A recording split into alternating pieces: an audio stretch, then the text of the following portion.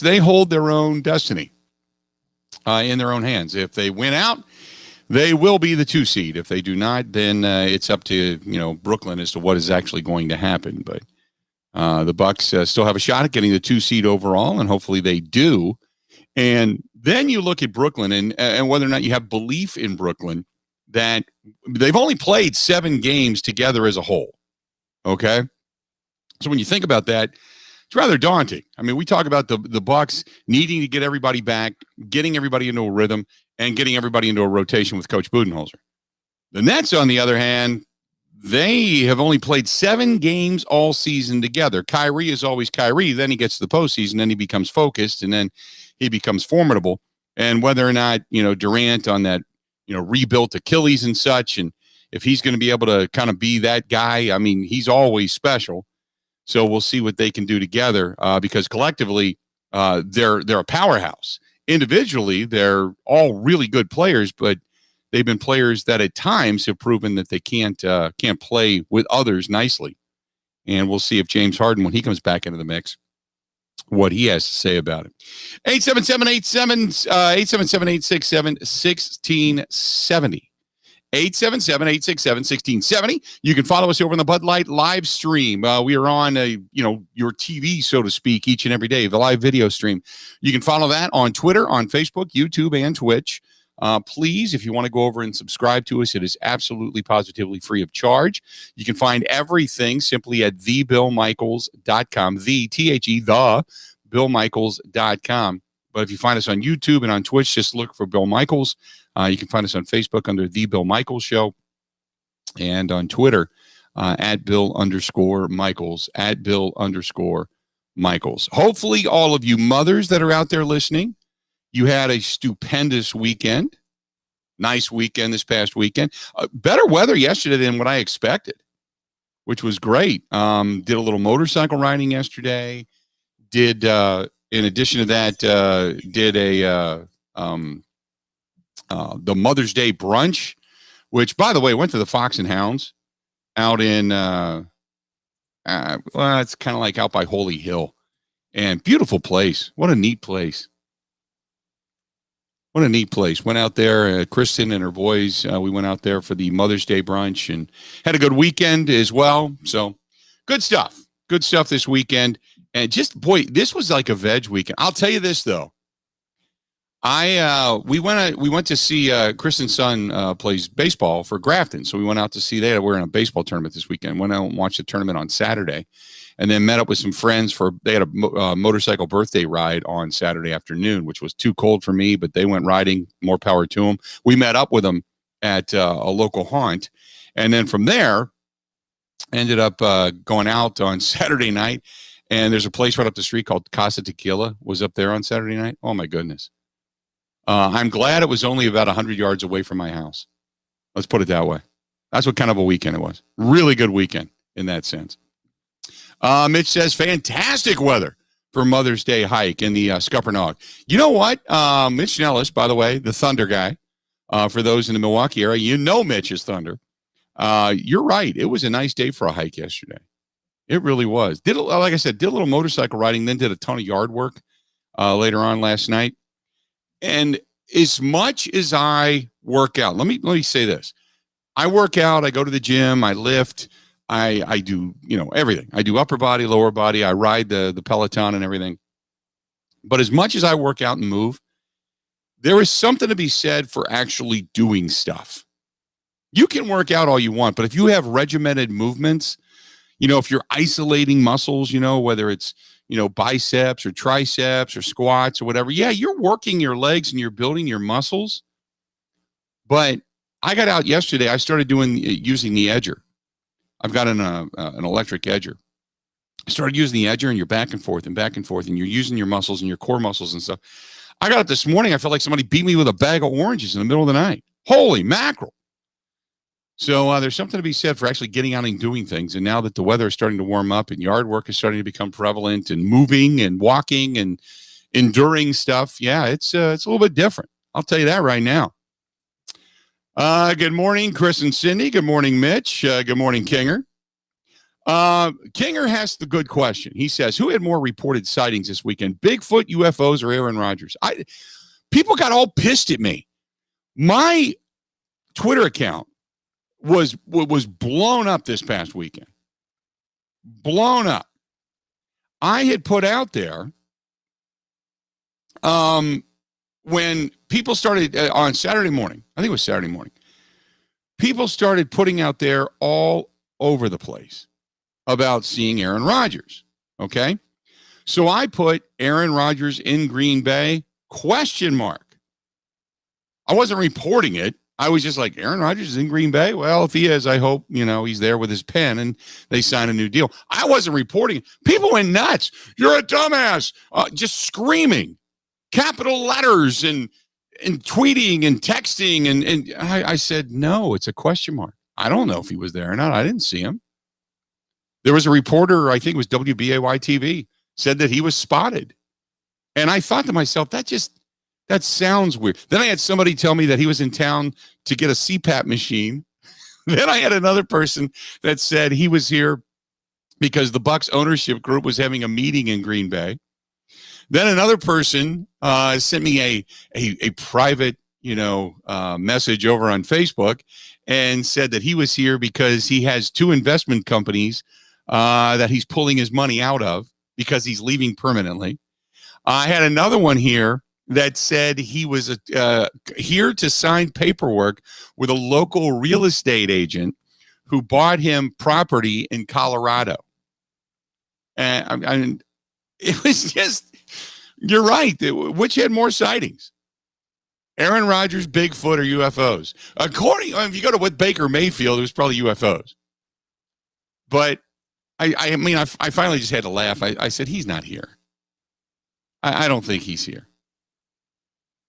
And again, I'm not one of those people that go to Flight Tracker and you start looking at all the private jets flying into Austin Straubel, just to see if, there was a plane coming from Malibu, California or something that was flying into Austin Straubel.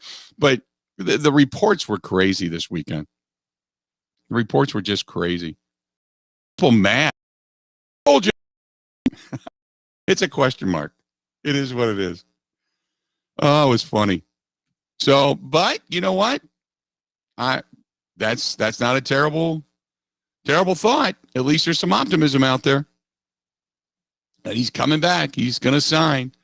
If you get into the discussion with James Jones and John Kuhn, they believe that he is still got a lot of repairable energy that can outlast all the negativity in Green Bay, and therefore he's going to come back as a Green Bay Packer.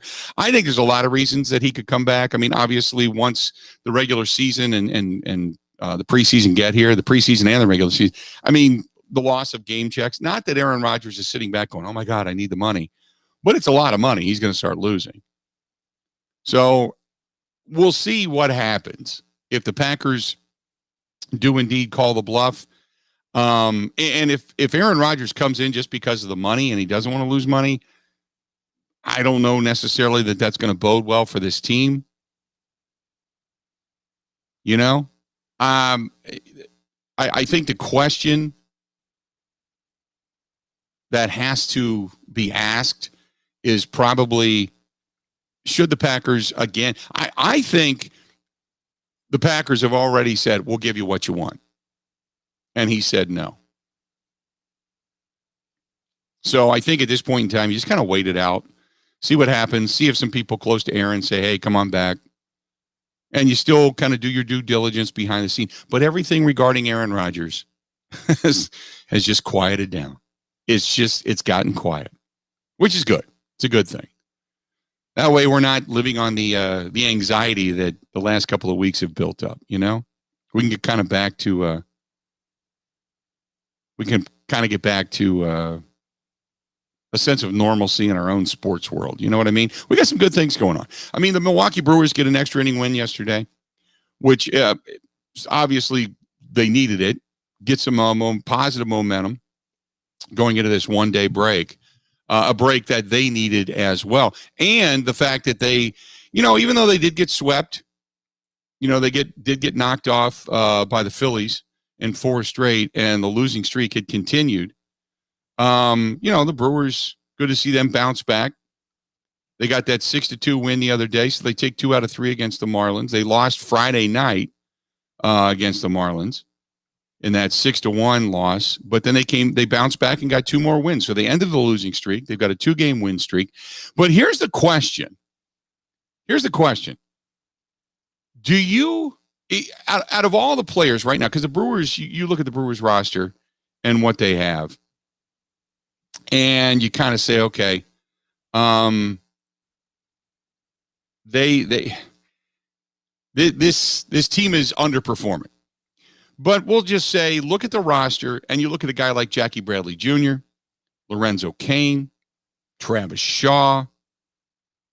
You look at those guys, and you can look at a guy like Colton Wong. He's batting .262. He's got an OPS of 741 or 748, excuse me, which is not terrible. I mean, Keston Hiura, we can go in that direction. So when you look at all of these different guys that are underperforming right now, who do you have the most faith in that they are going to bounce back after getting off to a relatively slow start? And I mentioned Travis Shaw in that because right now, a 686 OPS, batting .220. Okay, but he has been, if you look at his numbers after he got off to the fast start, because he was batting at 1.316. He was at 316 at one point early on this season and hitting the hell out of the ball. And then since then, it is trailed off. It has trailed off rather dramatically. I mean, if you look in the month of May, he's hitting 220. He hit 209 overall in the month of April, probably the larger analytic there. But there was a while there where he was really, really, really struggling. 877-867-1670. He's 6 for 23 so far this month. He's got 1 dinger, 4 homers in the month of April. So he is giving you a little bit of the power numbers. But Travis Shaw, since getting off to the fast start, he has really tailed off. So my question then becomes, out of all the guys that have somewhat gotten off to slow starts, when you look at all of those specific players, Jackie Bradley Jr. had a really solid season last year in a shorter sample size. But he's like a 240, 250 guy, but still batting 182. Lorenzo Cain batting 186. And even though he did come back after that injury, his first at bat after coming off the IL, he blasted 440, 50 plus shot. But he really hasn't done much since then. He's struggling. So you tell me who you think is going to be probably the most likely to bounce back. Most likely to bounce back. 877-867-1670. 877-867-1670. Who is the most likely Brewer to bounce back after somewhat of a slow season? And think about this. With what I've mentioned to you thus far, when you look at the Brewers and you look at the standings, how impressed are you right now with the job being done by Craig Counsell? They're 19-16. They had the best record in Major League Baseball. We're tied for it for a while. They were 17-12. Now they're only 3 games above 500, 2 games behind St. Louis. The Cubs, they lost yet again yesterday. They're 3.5 games back. Cincinnati 4 games back. Pittsburgh 6 games back. It seems like things are starting to settle in where we thought they would be at the beginning of the season. But the Brewers 4-6 in their last 10. Meanwhile, you got the Cubs who are starting to win some baseball games. 7-3 in their last 10, and you've got St. Louis 8-2 in their last 10 overall games. And the Brewers went from a positive run differential. They are now back to a negative run differential. As a matter of fact, the only team with a positive run differential in the National League Central right now is the St. Louis Cardinals, who are now at plus 23. Plus 23. Who is the most likely Brewer that is struggling to this point to bounce back? Does Keston Hiura come back from his stint in the minors, we'll say? Does he get his stroke back? Lorenzo Cain, does he, with more at-bats, does he start to get it? Travis Shaw? Jackie Bradley Jr., who really starts to bounce back for this team and become a bigger contributor? And the fact that they're 3 games above 500 and only 2 games back in the National League Central, with all of those offensive woes, you got to be impressed with what they've done so far, right? You have to. 877-867-1670, 877-867-1670. Hit us up. Would love to hear from you. Stay tuned. Want to get back into this. Who is the most likely Brewer, in your opinion, to bounce back to from a somewhat slow start to start off this season? More of the Bill Michaels Show coming up next. Ready? This is the Bill Michaels Show on the Wisconsin Sports Zone Radio Network.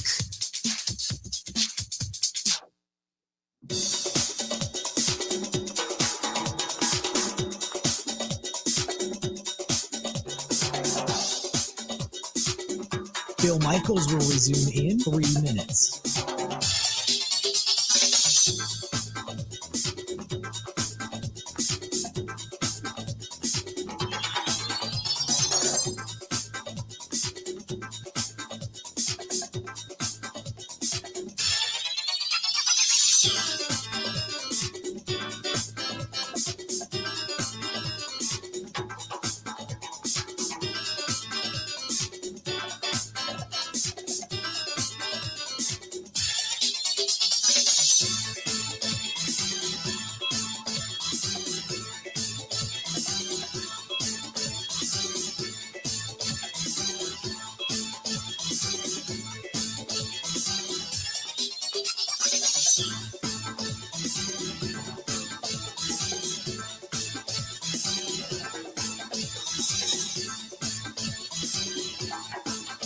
Bill Michaels will resume in 2 minutes.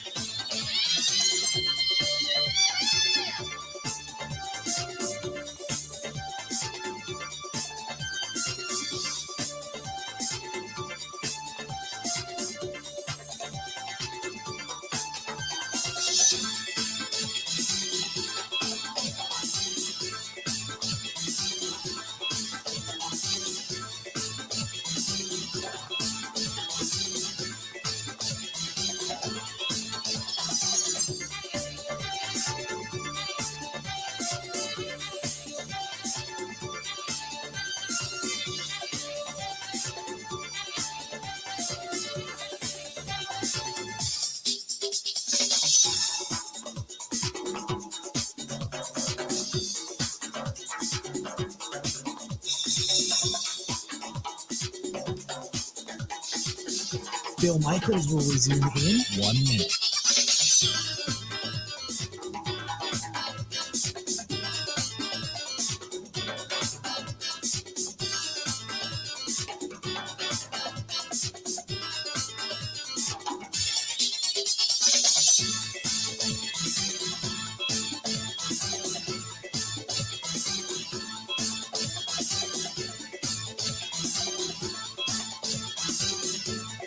Bill Michaels will resume in 30 seconds.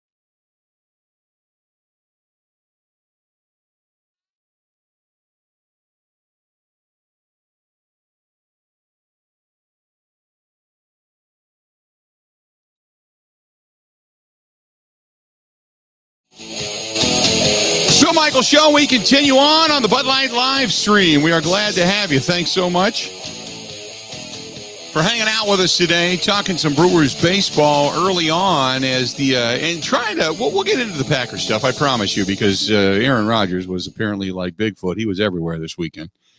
But the way that the Brewers getting a much needed day off. And I shouldn't say he, the Brewers, they're 2 games back in the standings. They've got numerous players that are just not living up to expectation right now.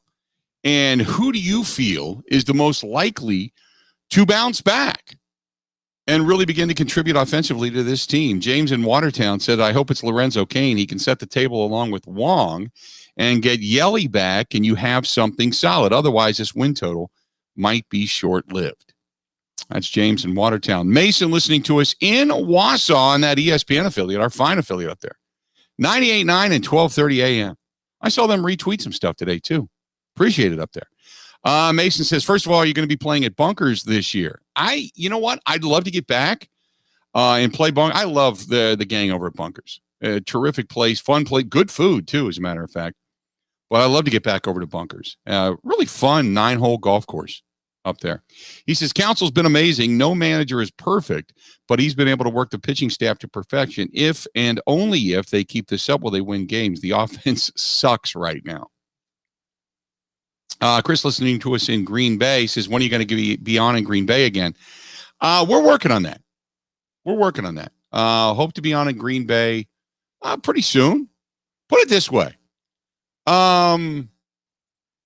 There's people looking over the fence that want the program. Sometimes, it's not just where you just want to just be on, but you want to be on in the right situation.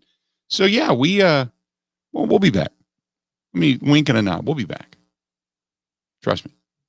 Have Yelly call Rodgers and talk to him as one VP to the other to say you need to come back for your legacy. And then he says Bradley Jr. is going to be the guy that I choose to bounce back. I think he has the most upside. So there you go. That's Chris listening to us in Green Bay. 877-867-1670. 877-867-1670. Andrew says if the Brewers don't get it together, they're going to have a team batting average less than 200. It's just bizarre to be this bad offensively. To be this bad offensively right now. Their team batting average puts them 27th in baseball. There's only 30 teams. They're batting .217 with a .664 OPS. Say it with me. That sucks. That's bad. They just can't get it together. Can't get consistency together. And usually when you're that bad, you are powering the baseball out of the park. They are tied for 12th in Major League Baseball with home runs. They are tied for 12th. They do hit in a rather home run friendly division. So at least that bodes somewhat well. However, here's a daunting statistic for you. Offensively speaking, they are second overall in Major League Baseball. Second with the most strikeouts in Major League Baseball. The most. Now you could say I can live with that if you're getting on base a lot. They are tied again for 12th when it comes to team walks. But you're striking out at an unbelievable rate. You're not taking a ton of walks. You don't have unbelievable power numbers. And when it comes to, we'll just say extra base hits, the Brewers, where are the Brewers in this? The Brewers rank 24th. 24th in extra base hits. So it's not like it's all or nothing. kind of with this team. 877-867-1670. Eric says, I think Hira struggled in part because of a sick mom. You can't blame him for being worried. There are things more important than baseball. As for the rest, Milwaukee is almost always near the top in home run, Ks, and a crap batting average. The problem is the pitching needs to hold this quality for the year, basically, and that's asking a lot. I completely agree. I 100% agree. You're not going to be able to keep this kind of ERA up consistently throughout the rest of the season. You need some more offense. When it comes to Hira, I understand his mom being ill. That can affect many people in many different ways. You can bury yourself in the game and become an unbelievable ball player. Look what Travis Shaw did a couple of years ago when his daughter was so sick and basically living in Children's Hospital. He had one of his best years ever. And then when she gets out and things are good, you figure everything is going to blossom, and that's when he kind of went back to his normal numbers. And Keston Hira very well could, but Keston Hira is also coming off of a season in which he did not, from last year, which he did not light it up. So it's. I agree with you. I hope that he's able to kind of regain himself right now, but I'm not going to use just that. I think there's more to it than that. 877-867-1670. 877-867-1670. Give us a shout, 877-867-1670. Andrew says, I know it's not council style, but perhaps they can try some small ball until everybody's back. Hate it when they can't move runners over, especially in extra inning games starting on second. Doesn't that drive you nuts? With the rule being what it is, starting a runner at second base in the majors in extra innings, don't you think, and I know, look, bunting is not fashionable, but don't you think that the ability to get a runner over should be prevalent? To put them 90 feet away? Your first batter should be dropping a bunt down the first base line. If you got to push it or drag it, either way, it doesn't matter. And get the runner to third. It's mind-boggling. It's right there for you. All you got to do is take it.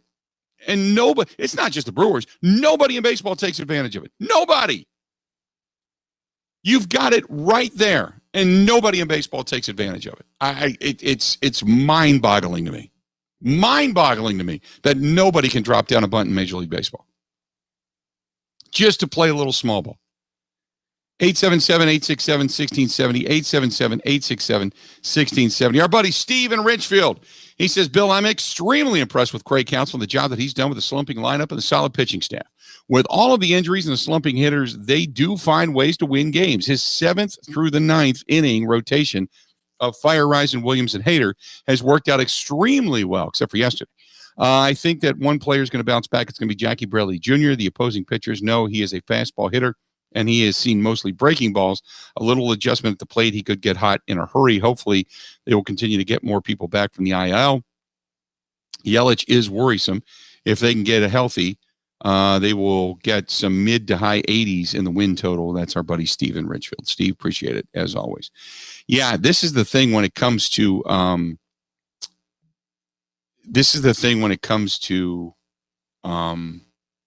Yelich. They said, well, he's playing catch. He's not even swinging a bat. That's nerve-wracking. If you're a Christian Yelich fan, you're really waiting for him to come back. You know what? Kinger says, what about Albert Pujols going to the Brewers and playing first base? That's something that has been kicked around. People have kind of mentioned that over the weekend.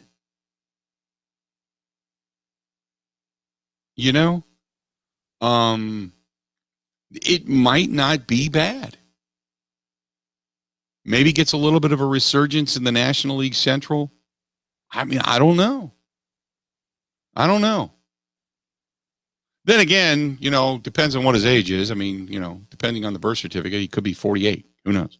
Cinderella Man says, I don't know what you're talking about. Bunting is as sexy as can be when executed to perfection. Quite possibly the sexiest play in baseball is the squeeze. There's 2 exciting plays in Major League Baseball. Squeeze bunt and the triple. Those to me are the two most exciting plays. Stolen base every now and then, yeah. If you've got somebody that really is prolific at stealing bases, but you know what? I'll agree with you. If you execute a bunt to perfection, it can be extremely, extremely exciting. Hey, don't forget our friends over at Quick Trip. They are the official convenience store of summer. So if you're going to get your grilling meats, if you're going to get your buns, if you're going to get your bread, if you're going to get your ketchup and your mustard and all the different things, they're going to be the fixings for your great big outdoor grilling, all that kind of stuff.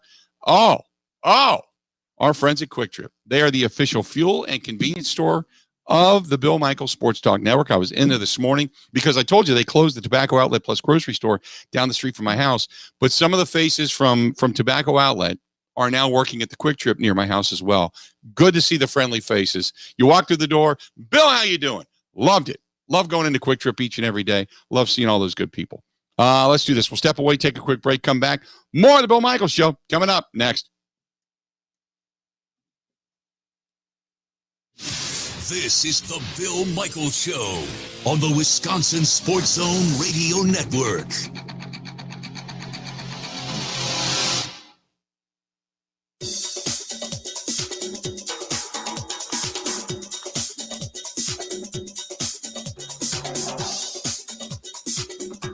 Bill Michaels will resume in 5 minutes.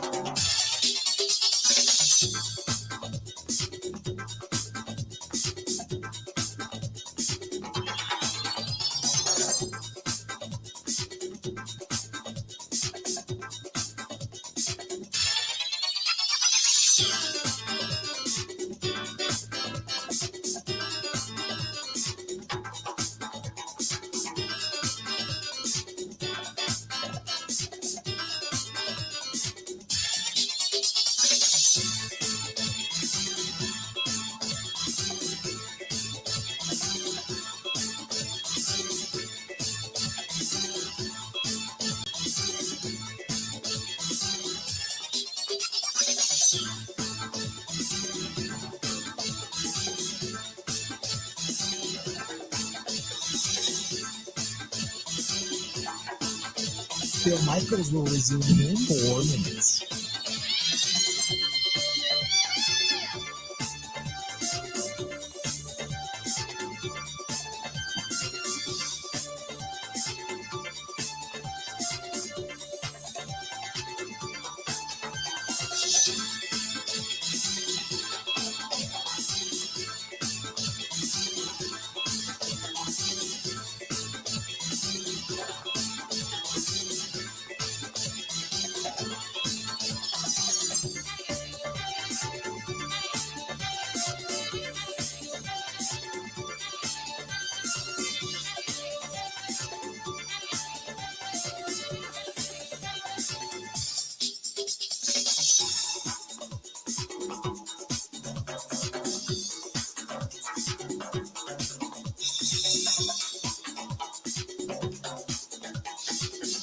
Bill Michaels will resume in 3 minutes.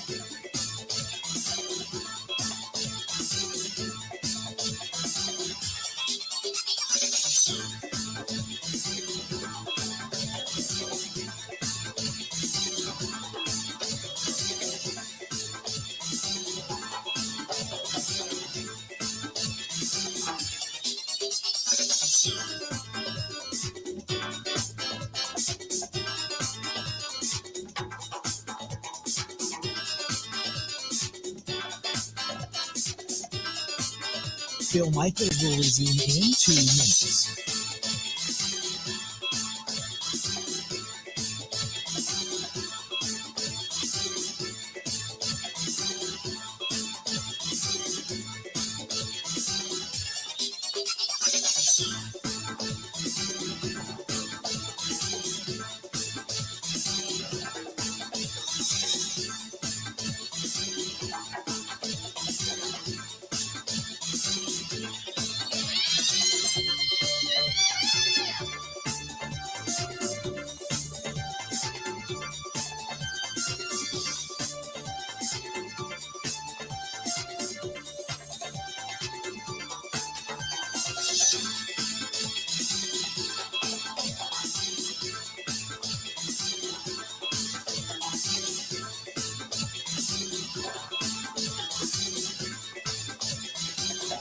Bill Michaels will resume in 1 minute.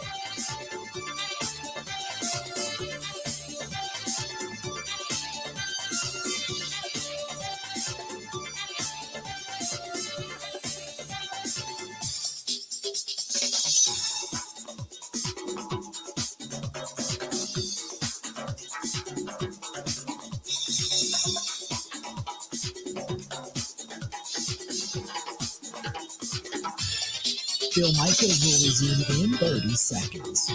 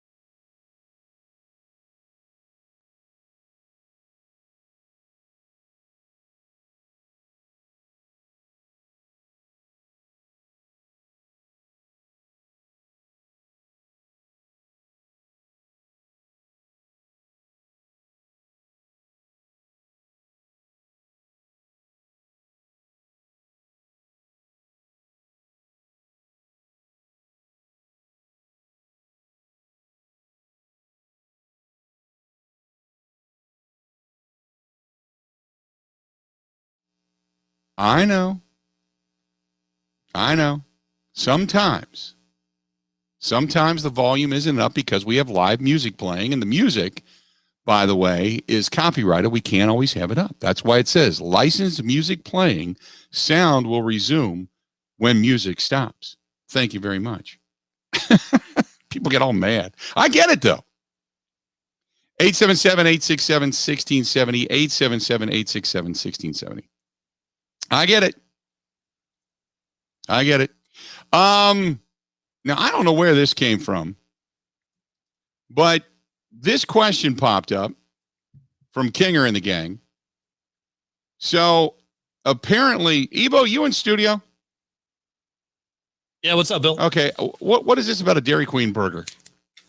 I'm sorry, say that again? What is this about a Dairy Queen burger?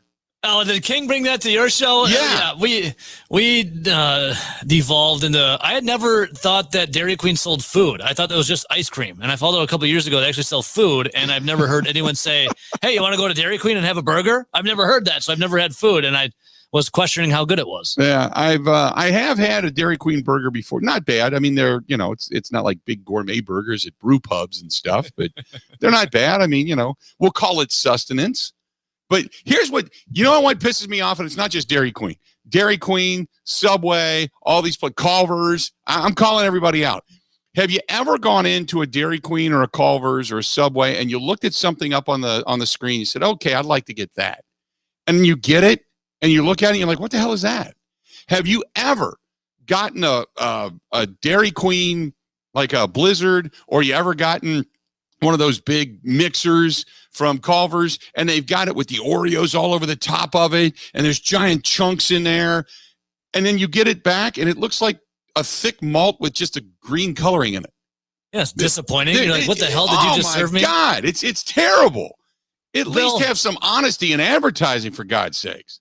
I know I'm pissing everybody off. You're asking for too much right there. The closest I have come, though, is getting a Culver's Butterburger. That's looked almost like the advertisement. That I agree. Wholeheartedly. The burgers, the fries, the chicken tenders, their Culver's cod sandwich, fantastic.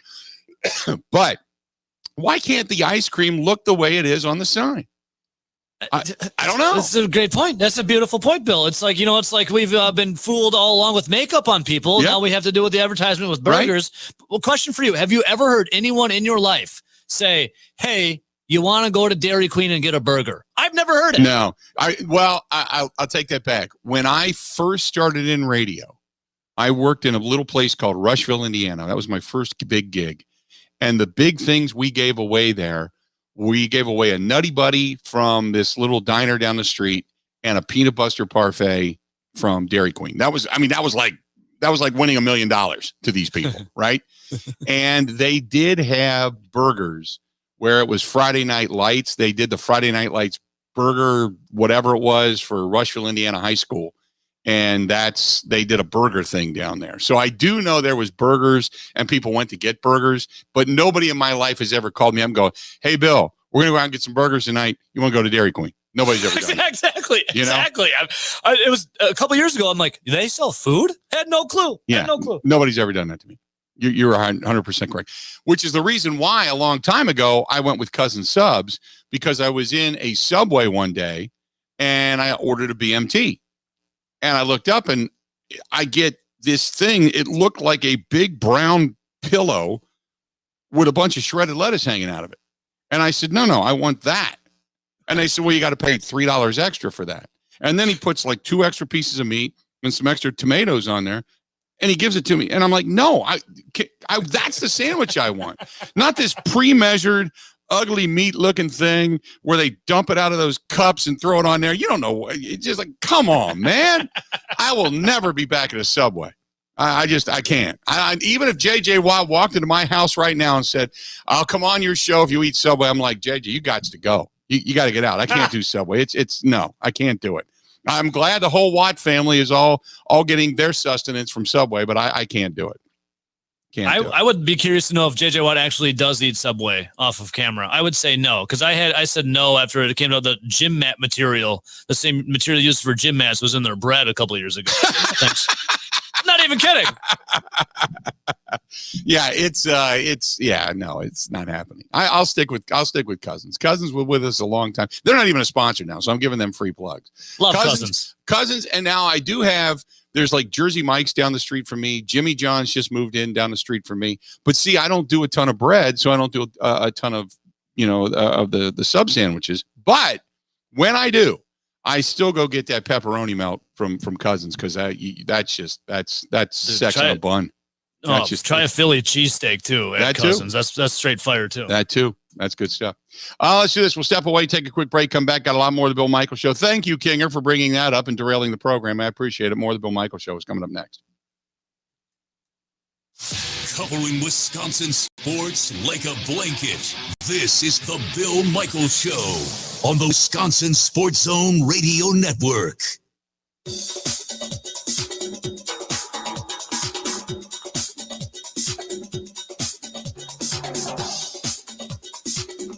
Bill Michaels will resume in 3 minutes.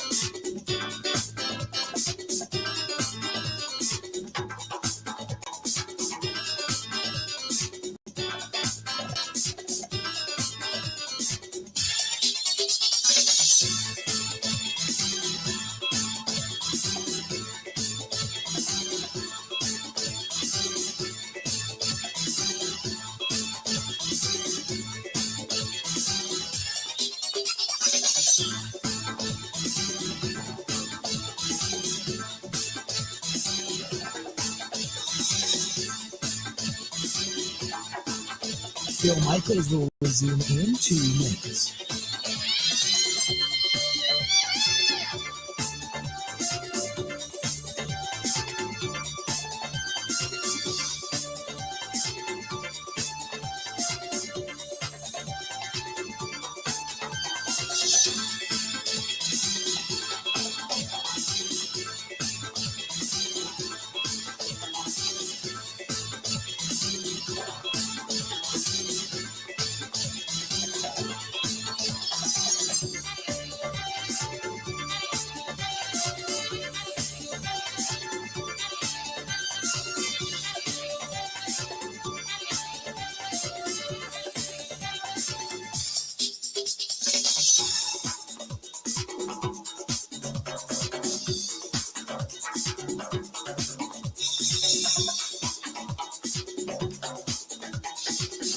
Bill Michaels will resume in 1 minute.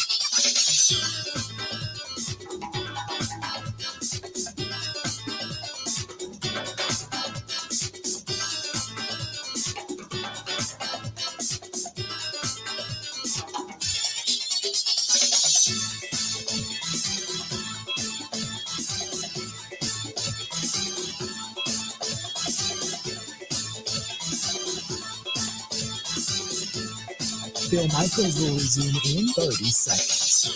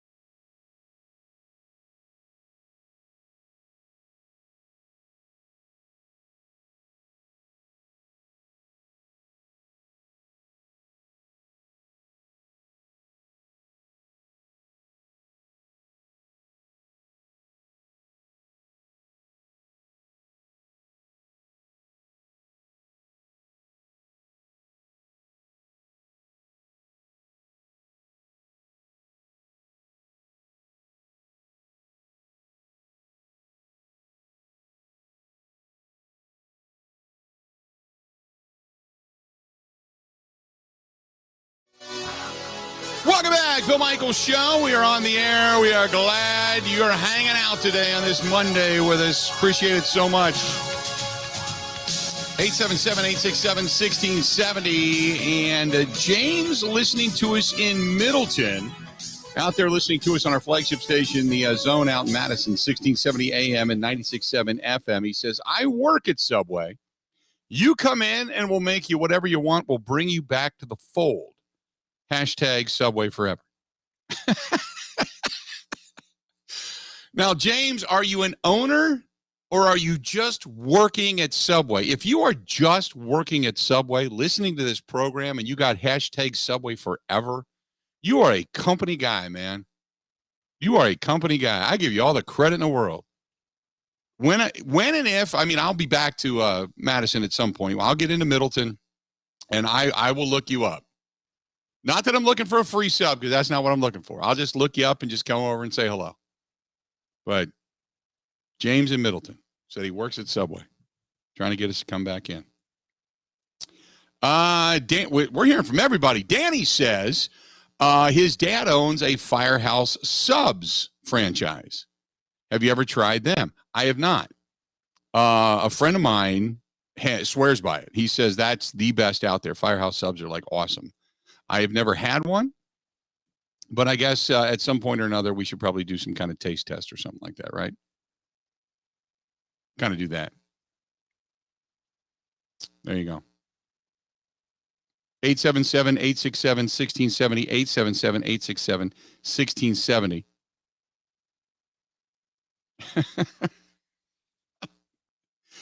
Oh, I didn't want to get into the whole sub debate. Although this one's from Marie, who says, I 100% agree with you. This is from Marie. I 100% agree with you. Whether it's Culver's or any other ice cream place, they never look like what's actually up on the board. Isn't that false advertising as a consumer? I don't know. I don't, again, I've done that with Dairy Queen where I've actually taken a picture of what's on the board. And then I've taken a picture of it, right, because they always do the upside down thing. Here you go. And they hold it upside down and it's not supposed to fall out, right? Because that's the thickness of that. And then they put it back up. They wrap a napkin around it and they hand it to you, which is nice. But it never looks like that. I mean, all the chunks of Oreo or Reese Cup or anything else that you want in there, there's no chunks in there. It's like it's enough to plug a straw, but that's about the extent of it. I never understood that. Why do you not mix the thing first with some of the Oreos in it, and then after that, like push the Oreos down in there? That way you got the big chunks in there too. I'm just saying. Just saying.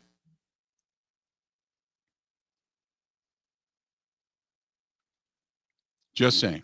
877-867-1670. Didn't mean to derail the program. I didn't. This is from Mark. Mark says, I think the Brewers are going to bounce back offensively. This has been a team that has not been able to hit the ball consistently. I really like what Tyrone Taylor is. Read earlier, going to be a bright star for this team for years to come. Which, look, I really like. Don't forget, McKinney was hitting the hell out of the ball. Taylor was hitting the hell out of the ball. Going back to spring training. I mean, they really started to kind of show their wares. These guys have come up clutch. They really have. So, yes, I completely agree with you. These guys have been playing some pretty good baseball. 877-867-1670. You just would love to see, you're getting, I mean, Travis Shaw, by the way, he's got the most home runs on the team. You'd love to see Travis Shaw build that average back up to about a 250 average and give you the power numbers. That'd be fantastic. Obviously, Al Garcia has played extremely well. You would love to see, even though he does have 3 home runs in the season, Jackie Bradley Jr., you'd love to see him get that average in the OPS back up. Lorenzo Cain the same. But Billy McKinney got off to a really fast start and then has slowed. But he's got 84 at bats. We're over the 100 at bat mark right now. There was never going to be an issue with getting at bats for the outfielders. I mean, McKinney is up to 84 at bats. Tyrone Taylor is hitting 269 with 52 at bats. Vogelbach is 194. Hitting 194 with a 640 OPS with 72 at bats. We're getting into that portion of the season now where you're kind of looking at guys going, this might be your year. Don't worry about trying to boost the average. Now it's just game by game, at bat by at bat. You're just trying to put the ball in play and cut down on the strikeouts. Holy God. Jackie Bradley Jr., 110 at bats, 37 strikeouts. Travis Shaw, 109 at bats, 32 strikeouts. Garcia's 110 at bats. He's hitting 273, but has 33 strikeouts. Lorenzo Cain, 43 at bats. He's striking out 1 out of every 4 appearances at the plate right now.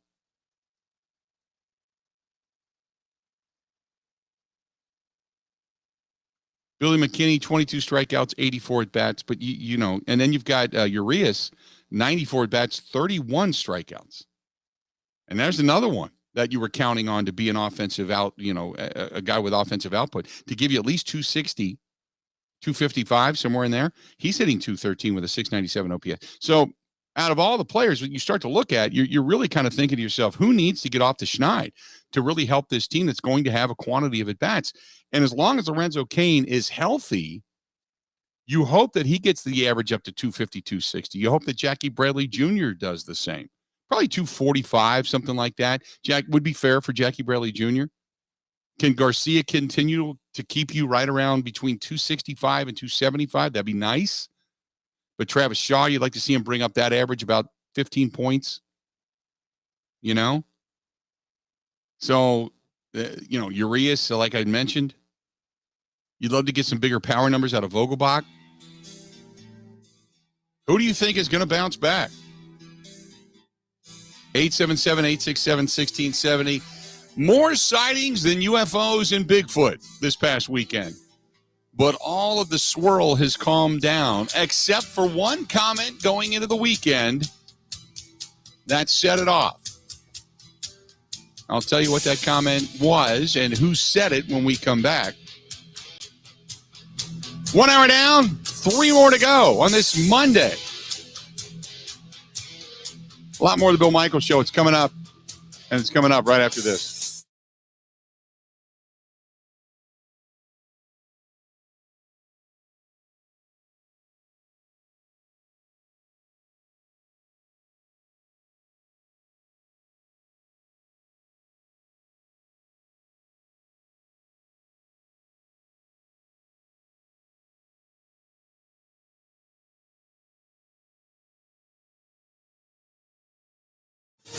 This is a Wisconsin Sports Zone update. Yesterday saw the Milwaukee Brewers finish off their tough road trip by beating the Miami Marlins 2-1 in 10 innings to take 2 of 3 in the series from the Fish. Tyrone Taylor would single in what proved to be the winning run in the 10th inning. It was one of 2 hits for Taylor, who has earned extra time with Christian Yelich on the injured list. Also, Daniel Vogelbach was responsible for Milwaukee's other run, hitting a solo shot in the 4th inning. Here's more from manager Craig Counsell. You're happy with the group, how we responded after a tough little stretch, and to finish this stretch in a positive way with a couple of good games and a lot of people doing good stuff is promising. We're getting healthier, and I think we'll get some players back this week also, so that's a good thing. But just to get these 2 games, tough, hard-fought game today is a big deal going into a day off. The Brewers will open up their series against the St. Louis Cardinals at American Family Field tomorrow. To the NBA, after having the last 2 days off, the Milwaukee Bucks are back in action tonight as they travel to San Antonio to take on the Spurs. That tip-off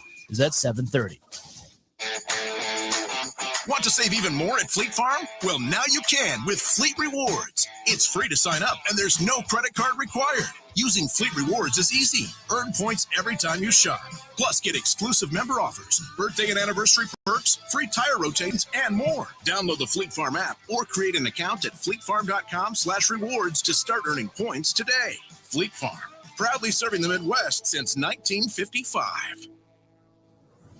Wisconsin basketball has dipped into the NCAA transfer portal to add some size and experience to its front court. Cincinnati center Chris Vogt announced Saturday he had committed to the Badgers. The 7'1", 260-pound Vogt is a senior and will be immediately eligible to play for the Badgers. He's the 3rd transfer to join this offseason with Wake Forest's guard Jacoby Neath and UNLV guard Isaac Lindsey. For the Wisconsin Sports Zone Network, I'm Ebo.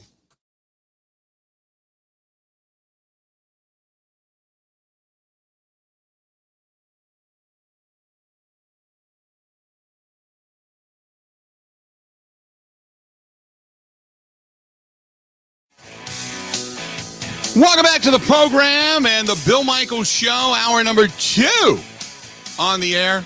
Thanks to those of you watching on the Bud Light live stream. We appreciate it. If you want to get a hold of us, it's 877-867-1670, 877-867-1670. Find us on Twitter at Bill_Michaels, at Bill_Michaels. There's Facebook, The Bill Michaels Show on Facebook, The Bill Michaels Show. YouTube and Twitch TV, you can find us and subscribe there free of charge, which is simply Bill Michaels or The Bill Michaels. I'm not quite sure which one it's under, but nevertheless, you can track us down there. Email the program, thebillmichaels@gmail.com. That is thebillmichaels@gmail.com. Saying hi to Joey, listening to us in Madison on our flagship station, The Zone, 1670 AM, 96.7 FM. Annie and the whole crew listening out at I believe it's Howie's. They're in La Crosse, 96.7 FM, 580 AM, the home of one Dave Carney out there. Also, our friend Kat, who is listening to us in Eau Claire, Sports Talk 105.1 WAYY. Kat is actually up in Chippewa Falls, but listens to us in Eau Claire each and every day. So glad to have you along for the ride. By the way, William says over on Twitter, says Dairy Queen has had a chicken bacon ranch sandwich that my daughter loves, but I have stuck to the ice cream. But yes, they do have a food menu. This is from our buddy Chris, who writes in the email inbox. He says, why don't you get Dairy Queen and Culver's to make some of those mixers, and let's have a eat off somewhere at the tailgate party. Are you talking about the one we're doing? Well, first of all, we'd have to get Dairy Queen and everybody else to agree to it, and I don't think that's ever going to happen. But I just want somebody to make a mixer or a blizzard or whatever the hell you want to call it that looks like what it looks like on the picture.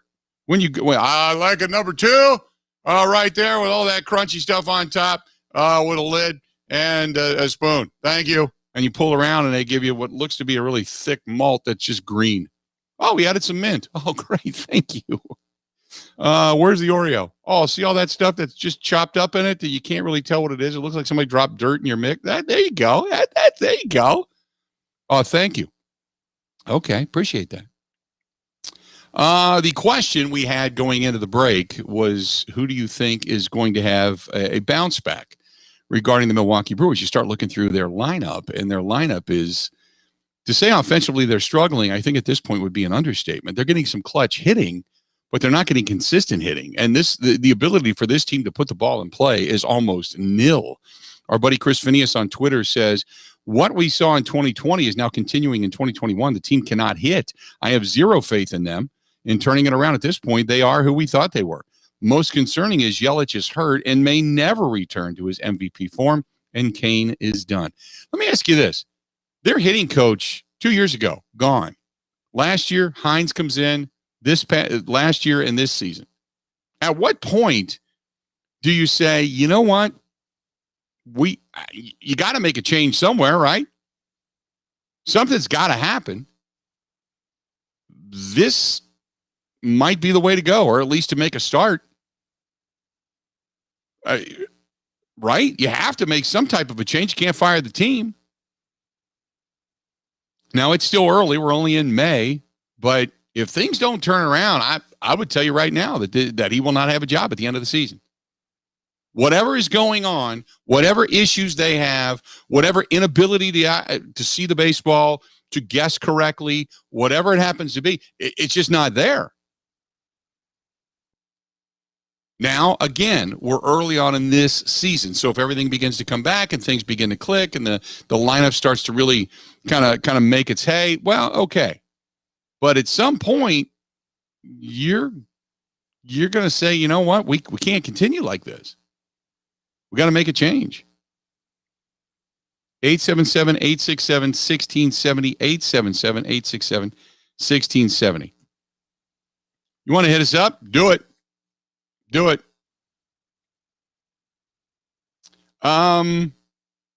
This one is from Mark. Mark says, I don't have a lot of faith in the Brewers right now. I think the Brewers are a team that's going to bat 220 to 230 all season long. They're going to have to rely on pitching, and they're going to burn out the arms in doing so because they just can't win the way they're playing baseball consistently right now. Well, they are winning, though. That's just it. I agree with you that you cannot just simply rely on pitching. Pitching will win you games. Will win you a lot of games if you have good pitching, and they do. They have 3 good starters, and they have 3 really good relievers. And for when you look at the bullpen, it has been the bullpen has really been somewhat of a godsend. You just didn't expect this kind of numbers out of the bullpen, and the bullpen has been a really, really good bullpen. It just has been. The Brewers have been really, really solid. Everything from Feyereisen, Williams, obviously Hader, still really, really good. When you look at this bullpen and the way they line it up, Boxberger, Rasmussen, I mean, even Perdomo, they've all pitched really well. They've had their moments where they've given a run up here or there, but for the most part, this bullpen has pitched extremely well, and they've been used right. 877-867-1670, 877-867-1670.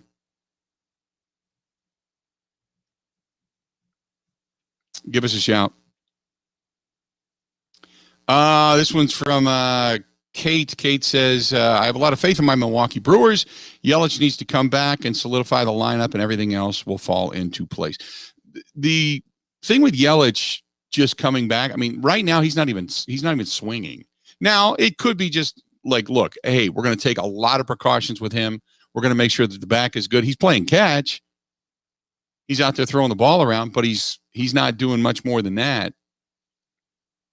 At least that's the reports.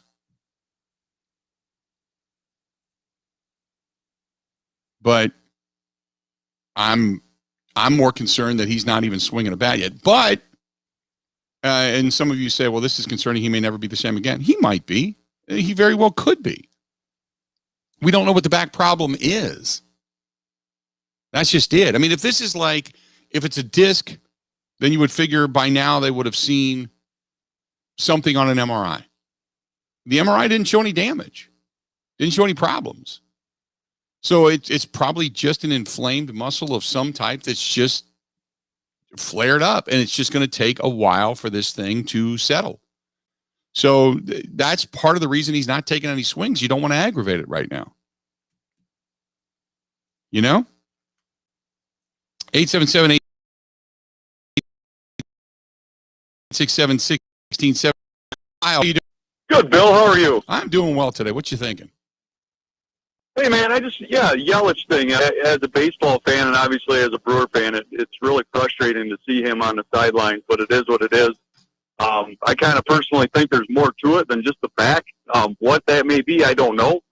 I mean, before the back injury, he did kind of go into a slide with, his average and whatnot, but that one game he did come back here, a few games back, he did get pretty good. Lineup, I mean, let's face it. I mean, this is a farm team playing right now, and they're still winning games.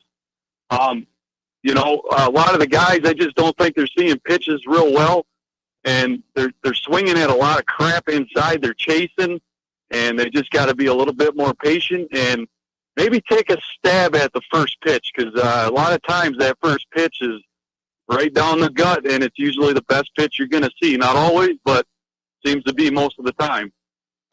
That's my thought, buddy. It is I appreciate the phone call. It is a extremely patient team. They do. And again, they weren't taking balls early on. So I give them the credit that they've actually increased their overall number of walks and free passes. However, I agree with you. I think that this team is they're letting a lot of good go by, and the strikeout rate is very high. It's something that we've seen before. And you know what? If you're scoring a lot of runs, the premise is if you strike out a lot, you're a big-time home run hitting team and you're putting up a lot of runs. Okay? Can we agree with that? Yes. But I really I don't care. I'd rather have you be a team that's got a better batting average and you put the ball in play and you hit home runs than a team that's just grip it and rip it. I think that's part of what's wrong with baseball. I think that's part of what's wrong with this team. It's extremely frustrating. It's very frustrating. 877-867-1670, 877-867-1670. It's extremely frustrating. What else do we have here? We'll talk about the Adam Thielen thing. Adam Thielen, by the way, for those that are wondering, and this is what some people are talking about. Adam Thielen ripping Lambeau Field.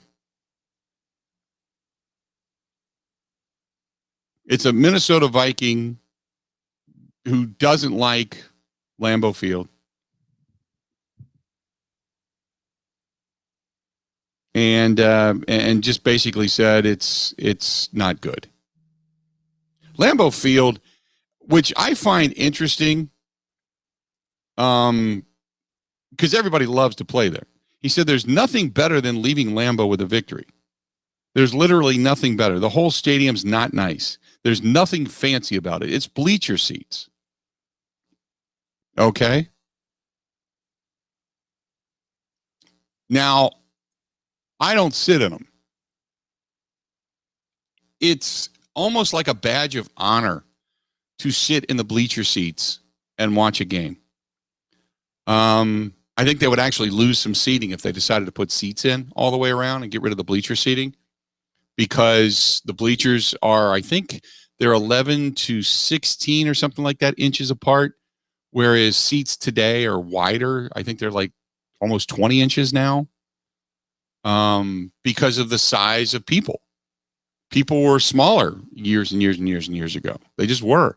How many times you've been to a game at Lambeau and you got some pretty hefty lefties that are sitting in your row, and suddenly your seat goes from like one butt cheek and you're sitting kind of sideways, because if some people exhale, everybody's going off the edge. People look at it as a badge of honor to sit in a metal bleacher and sit in a seat at Lambeau Field. You know? People do. And for Adam Thielen to say there's nothing fancy about it, well, the stadium itself, yeah, there's a lot fancy about it. The suites are beautiful. The press box is considered one of the best in all of football. Packers locker room's amazing. The visitors' locker room's not amazing. It's a visitor locker room. It's not supposed to be amazing. But you can't complain about the stadium itself. It's like, who cares? It's not supposed to be fancy for you. It's supposed to be good for the fans. Fans love it the way it is. There's been a lot of things that have been discussed over the years with Lambeau Field. People do not want a dome. People do not want seats. It's taken away from the charm that it is. I think personally, a lot of people would like seats. But Adam Thielen, there's nothing fancy about it. Who cares? And people are upset. Oh, Adam Thielen. Did you hear what he said? Who cares what Adam Thielen says? The only time that would make a difference is if Adam Thielen ended up becoming a Green Bay Packer. You know, otherwise it's Adam Thielen. Who cares? But people are up in arms about it. That'd be like Adam Thielen criticizing my house. Oh, it doesn't have enough property, and the umbrella that he has over there on his patio furniture has got a tear in it, and it's not his name. Who cares? You're Adam Thielen. Go enjoy yourself. Who cares? You won't drink my beer either. Adam Thielen's the kind of guy that probably comes over to your house, says it's not very fancy because he plugs up your toilet. It doesn't have a power flush. Well, that's because you're just nasty. Who cares?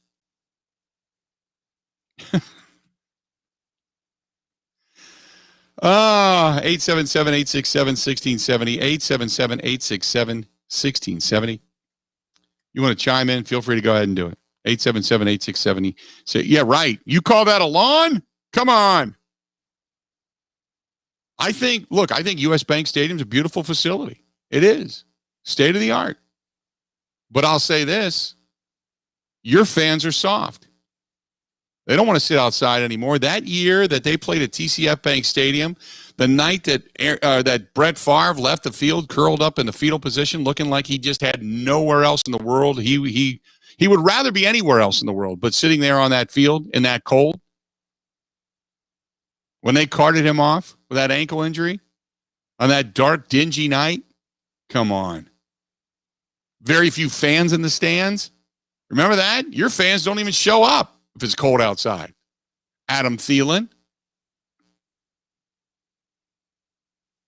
You are right. Chris and Cindy says, what you may want to do, Adam Thielen, is walk through the Packers Hall of Fame and walk through the Green Bay Packers Pro Shop and see all that they have to offer. And oh, by the way, on your way out, check the trophy room. Do you have one at US Bank Stadium? Oh, that's right. That's right. That's right. There you go. There you go. Go to the trophy room. Yell in it. I bet you there's an echo. Good call.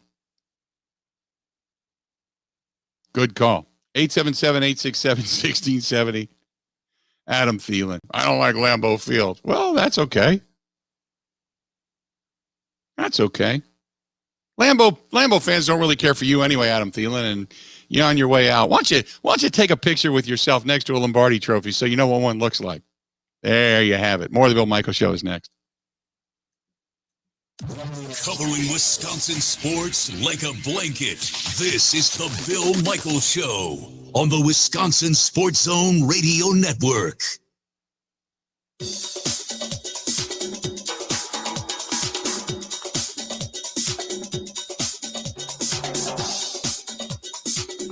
Bill Michaels will resume in 3 minutes.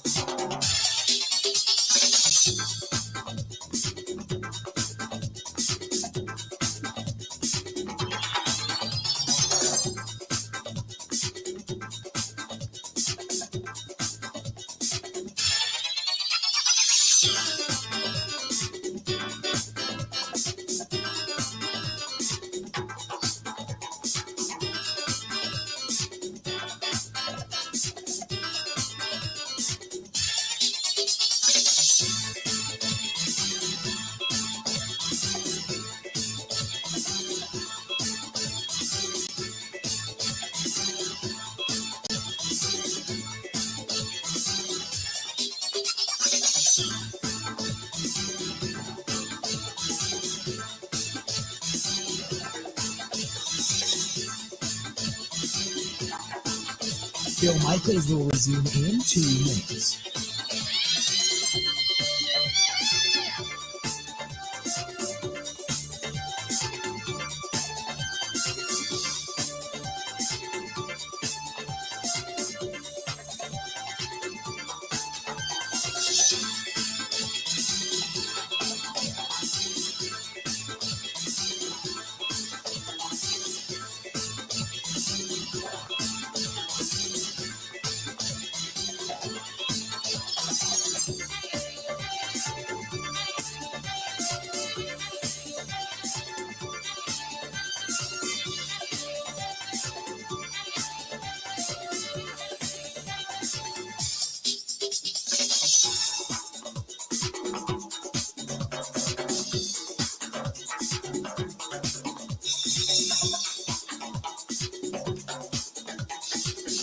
Bill Michaels will resume in 1 minute.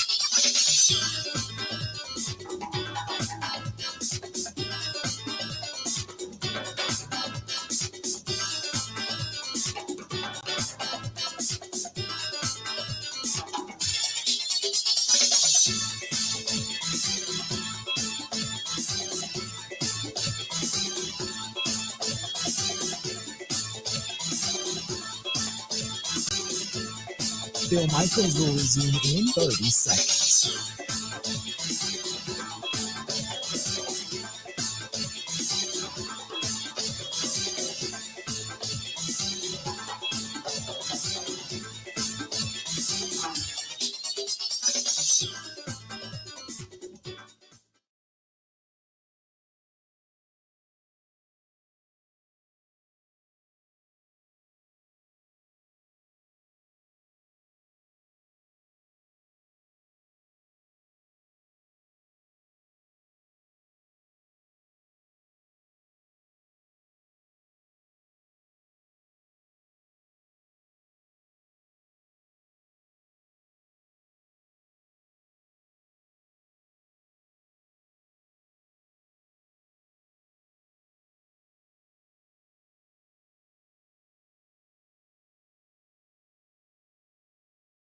We want to bring you there with us. Oh, yeah, that's right.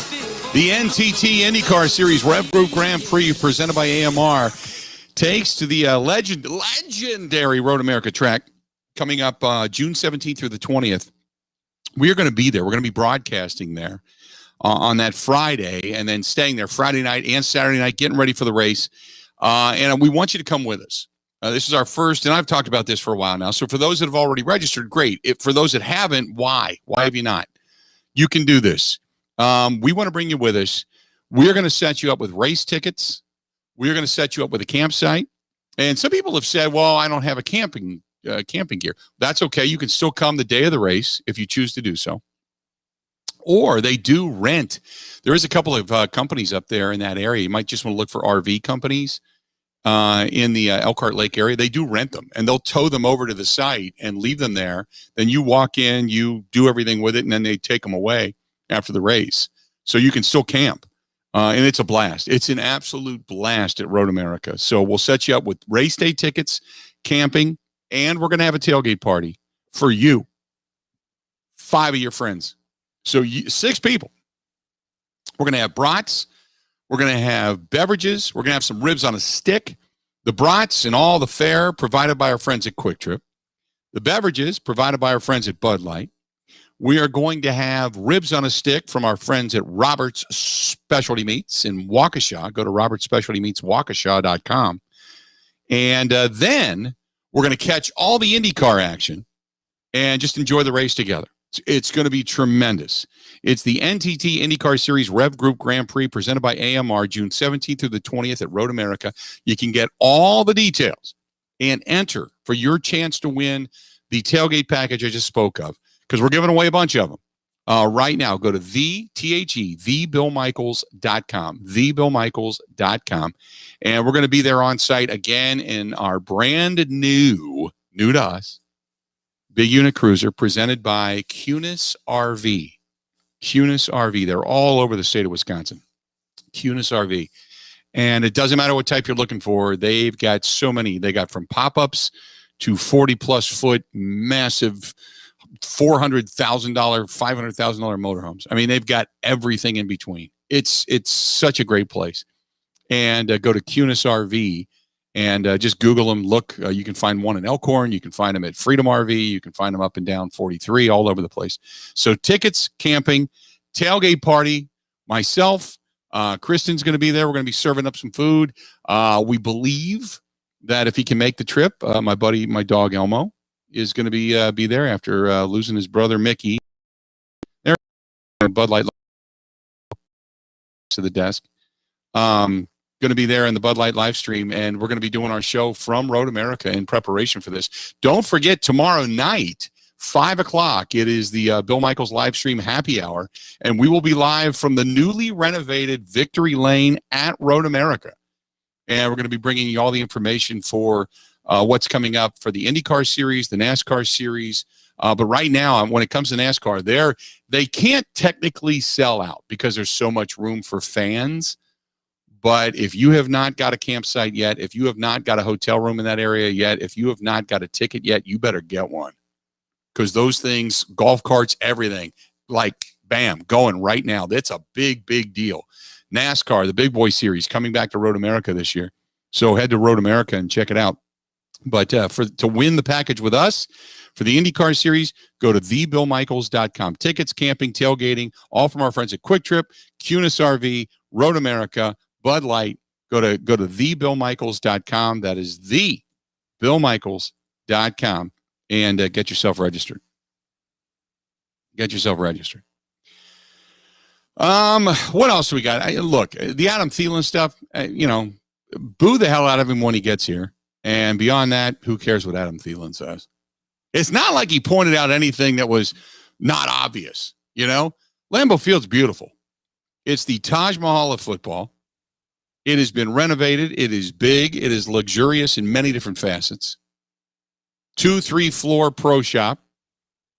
Packers locker room stunning, which I'm sure he'd love to be into one day. And, oh, by the way, they actually have a real live, you can touch it, feel it, sniff it, see it, trophy room, as opposed to the air chamber that is over there in U.S. Bank Stadium. So there you go. Not worried about Adam Thielen. Not at all. Big news out of the world of racing. Now, I got to tell you, I've got a whole different spin on this, but Medina Spirit's positive drug test coming out of the Kentucky Derby. Now there's another blood test, a second test that has to be chosen as positive, but apparently he had 2 times the legal limit for whatever the steroid is for inflammation, for joints. And you feel bad for the horse. The horse didn't do it. And Bob Baffert, the trainer, longtime trainer, with an unbelievable reputation, he's been suspended. The Maryland Jockey Club, which runs the Preakness, said in a statement yesterday they're consulting with the Maryland Racing Commission, and any decision regarding the entry of Medina Spirit in the 164th running of the Preakness Stakes will be made after a review of the facts.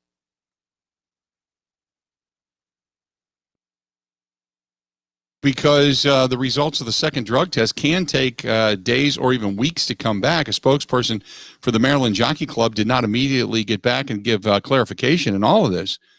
But if the second test comes back positive, Medina Spirit will no longer be a Kentucky Derby champion.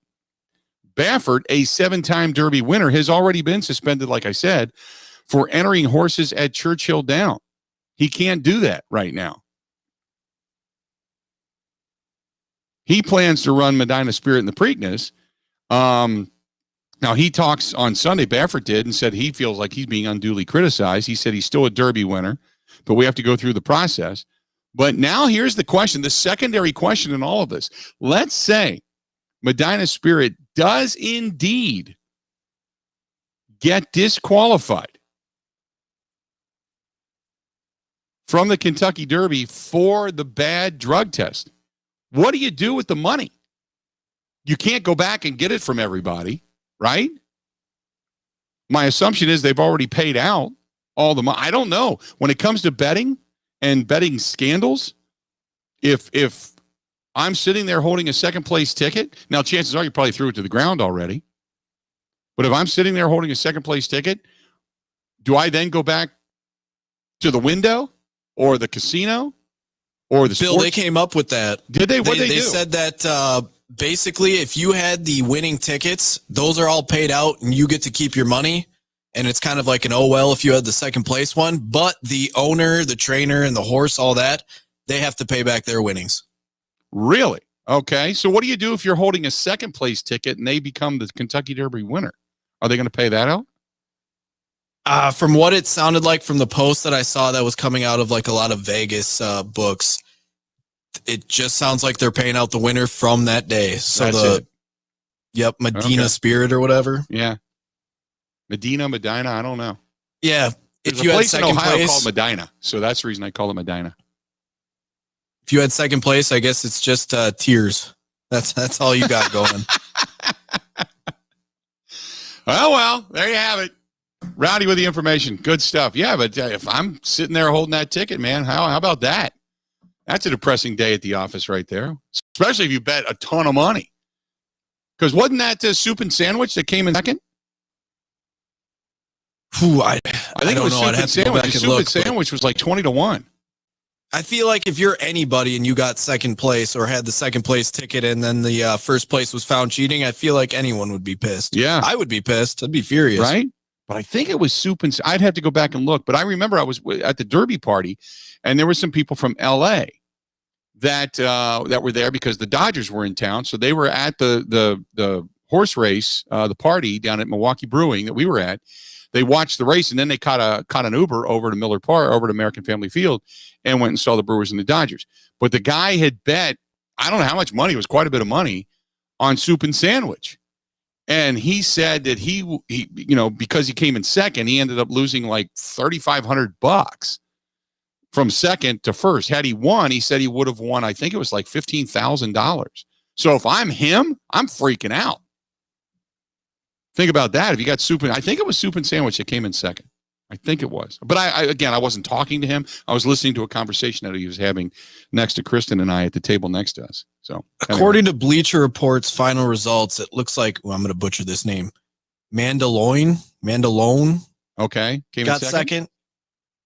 Soup and sandwich, from what it looks like here, got second to last. Second to last. I thought soup and sandwich was doing pretty well. Maybe he had a few extra beverages. Maybe he did.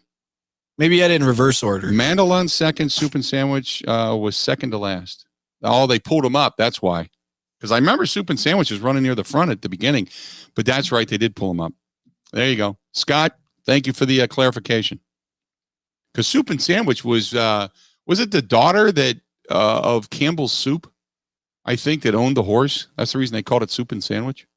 I don't know. See, that's how much I paid to horse racing. I just knew I had a suit that was loud. I looked good, and that's all I cared about. And the fact that for the first time in my life, I tied a bow tie that day. That was my major accomplishment. Beyond that, nothing. 877-867-1670, 877-867-1670. You want to chime in, feel free to go ahead and do so. Again, 877-867-1670. Going to go ahead and take a quick break, come back. Got a lot more of the Bill Michaels Show coming up right after this. Ready? This is the Bill Michaels Show on the Wisconsin Sports Zone Radio Network.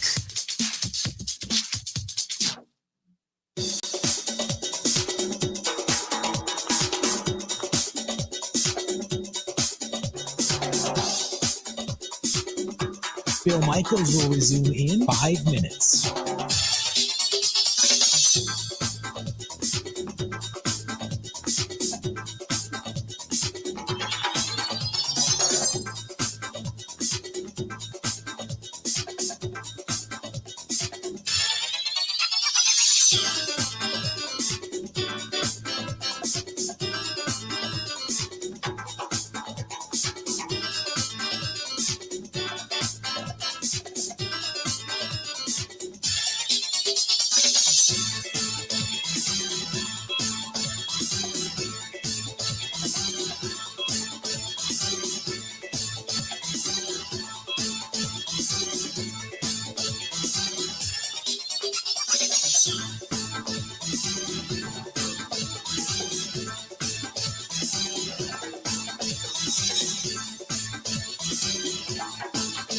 Bill Michaels will resume in 4 minutes.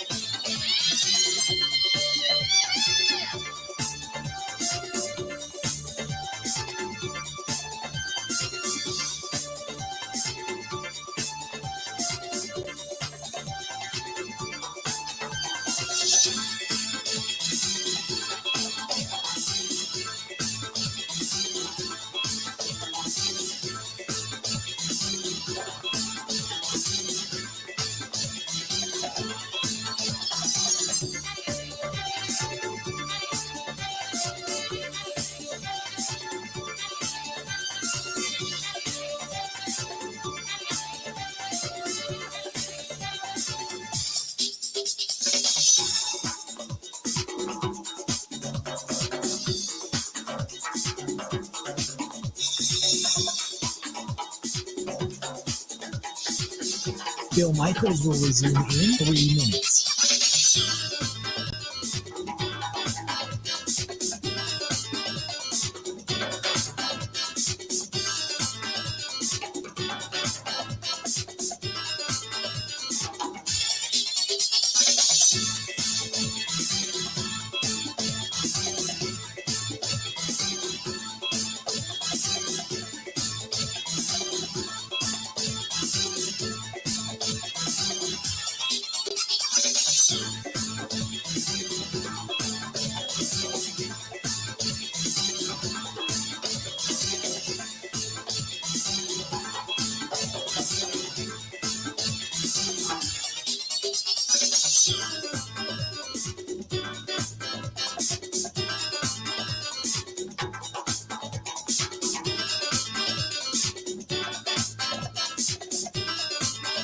Bill Michaels will resume in 2 minutes.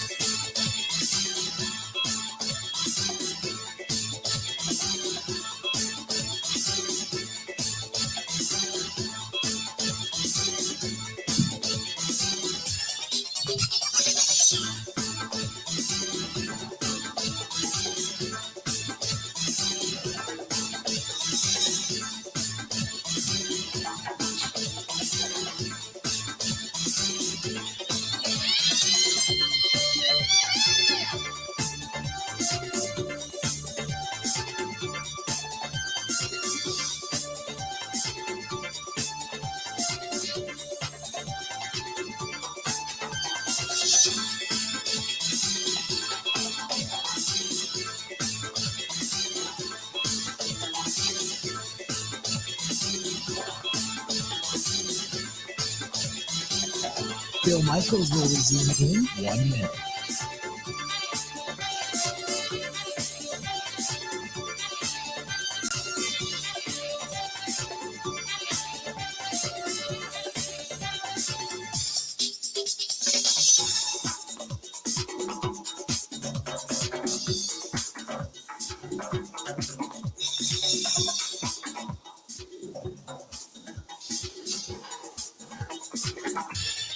Bill Michaels will resume in 30 seconds.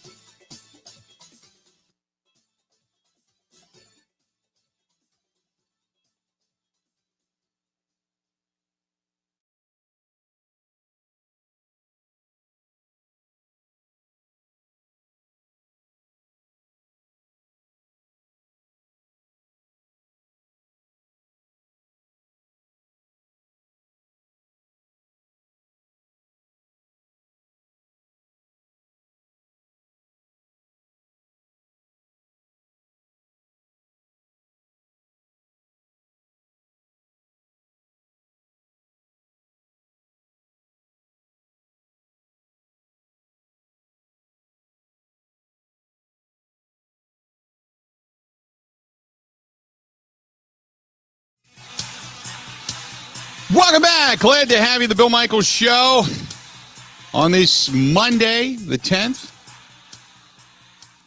Enjoying the day. A lot of good stuff today. A lot of good interaction today, too. Love it. 877-867-1670. A lot of good stuff today. And appreciate all the feedback. As always. This is from Mark. Mark says, soup and sandwich, second to last. I had to pull the horse up down the stretch because it looked as if the horse was having issues. Thank you very much. Soup and sandwich, after doing this, the quick hit regarding the story of Medina Spirit and whether or not Medina Spirit's actually going to be in the Preakness or not, with everything going on regarding the anti-inflammatory drug that is, but basically that the horse, you can have that steroid in your system, but apparently the level that was in the horse was 2 times the legal limit. So Bob Baffert has been suspended, and the horse deemed, as of right now anyway, still the winner, but the second drug test is going to come back. If the second drug test is indeed also positive, then they're going to end up making the second horse Mandaloun, or whatever it is, Mandaloun, will end up being the official winner of the Kentucky Derby. Fisher J-Man says, hopefully, Aaron and the Packers are going to work it out. Let's talk about the draft picks. So Amari Rodgers, I see they moved up to get him. They did. They did.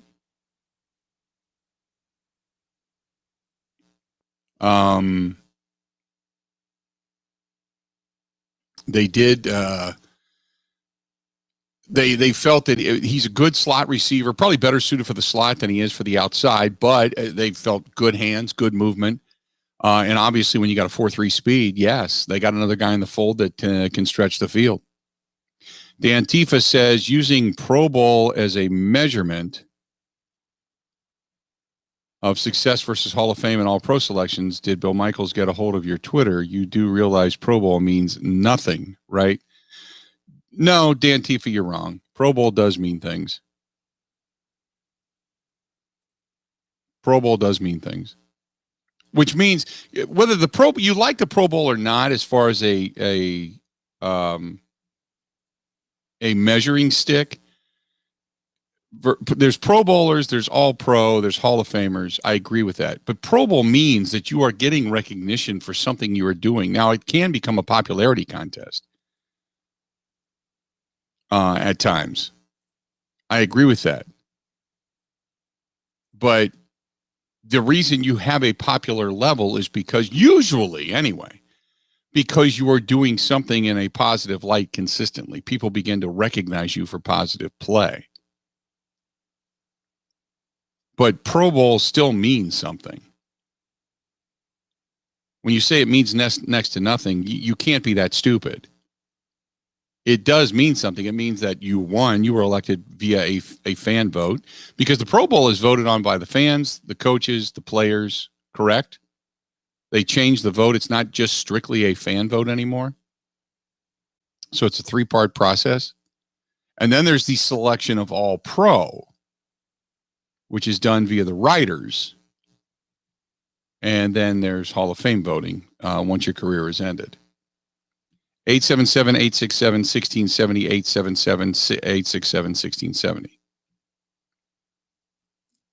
877-867-1670. Aaron says, how come Culver's doesn't do honey anymore? I have no idea. No idea. I eat at Culver's because I don't eat a ton of fast food to begin with. But I do have a Culver's down the street. I go to Culver's more for the ice cream than I do anything. But I'll do for the Sundays, because the Blizzards, they don't, like, what am I paying for? You know? It doesn't look like the picture.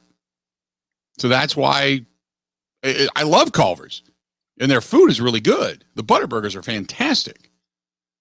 But that's the reason I don't go there for the concrete mixers, because they don't look like they do in the picture. I know that sounds like whining, but it is. It's the truth. If you're not going to get what you want, then why would you get it? Kinger says Pro Bowl means payday if you have that incentive in your contract, which is true. If you are a Pro Bowl recipient, you do get money. So to say it means almost nothing, as to what? I mean, in comparison to what?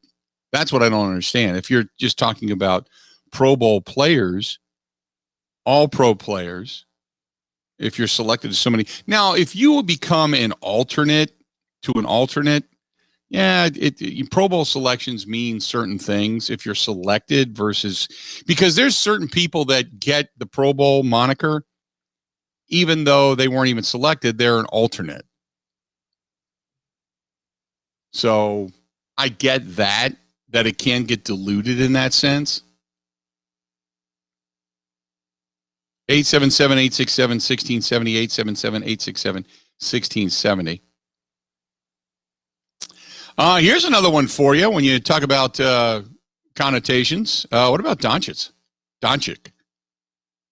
for the Mavs? Punching crotches now.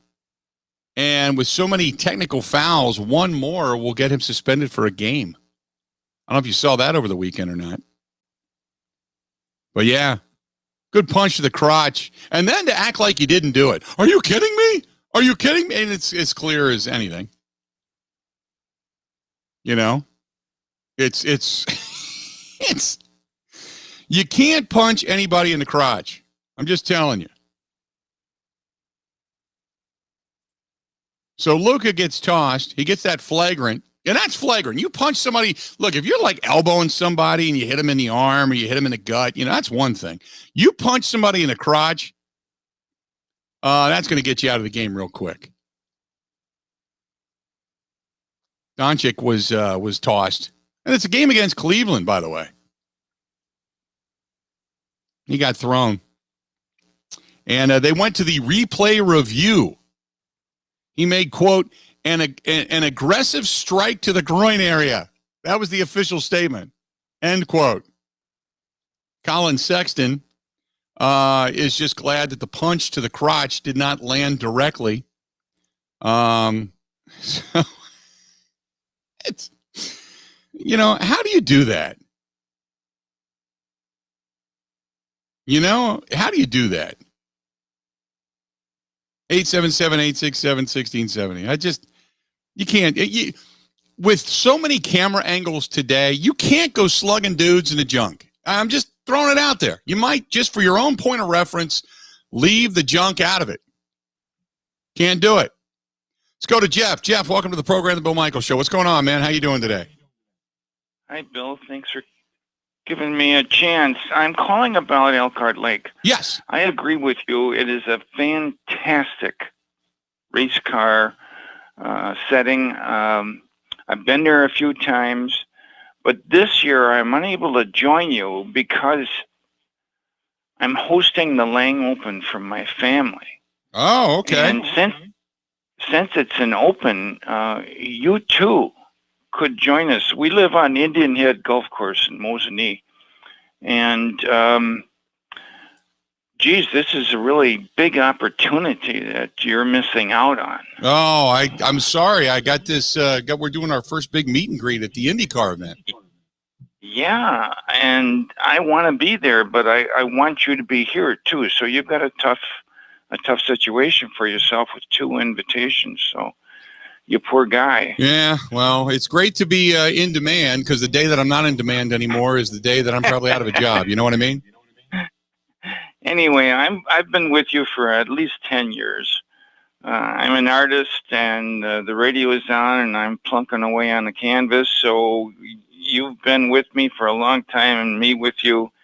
So it's a pleasure to talk with you. And well, let us know. Make sure you come back and let us know how the event does, and if there's an ability to donate, let us know if there's an ability to donate there as well.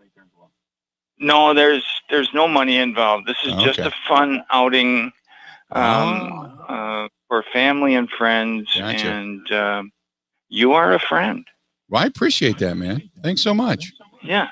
All right. So, maybe next time. Absolutely. Okay. Just keep the invite coming. We'll see what we can do next season. It differs from the date of the IndyCar race. We'll see what we can do about getting there. Appreciate it. Let's do this. We'll step away, take a quick break, come back. A lot more of the Bill Michaels Show coming up after this. This is the Bill Michaels Show on the Wisconsin Sports Zone Radio Network.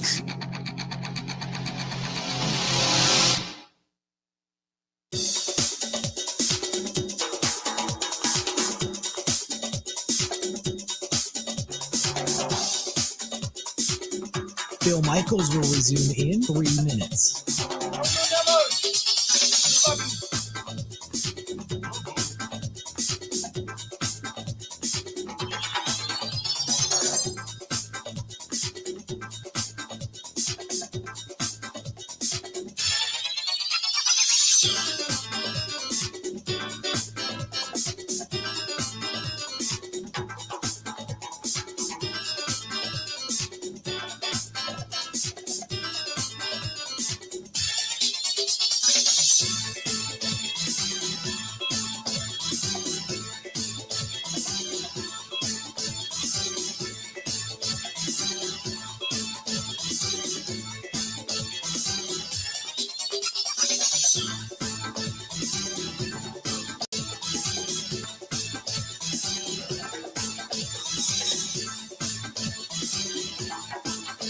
Bill Michaels will resume in 2 minutes.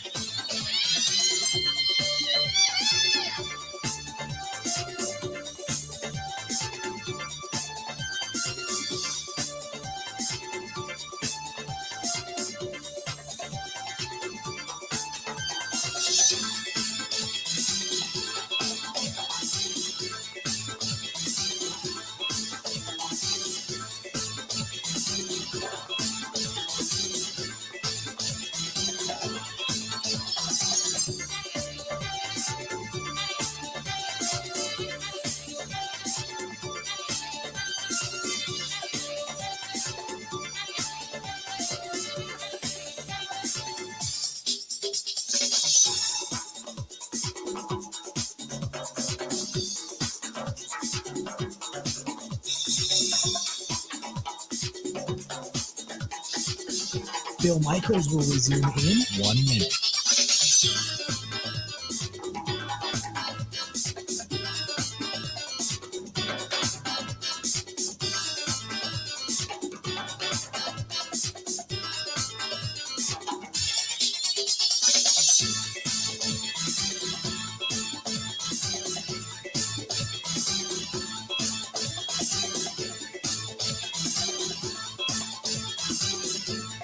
Bill Michaels will resume in 30 seconds.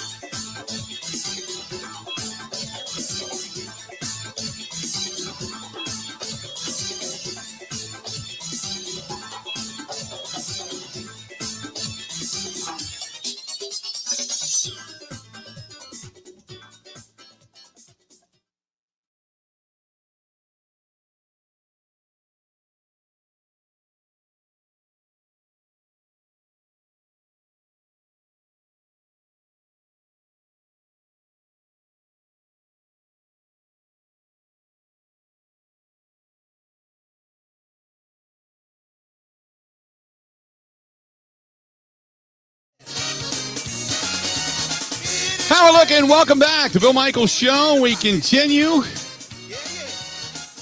We are up to almost 1,600 people, viewers over on YouTube and subscribers between that and Twitch. Twitch, by the way, for those that want to know, I just got an email here, and this is from Evie, who says, what is Twitch? Twitch is an app. You can download it on your phone. It's a little purple icon.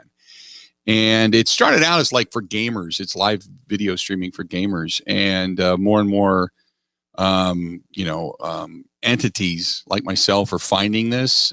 Companies are finding it as well, and they're putting out their live content via Twitch, so you can actually put it on your phone and follow it.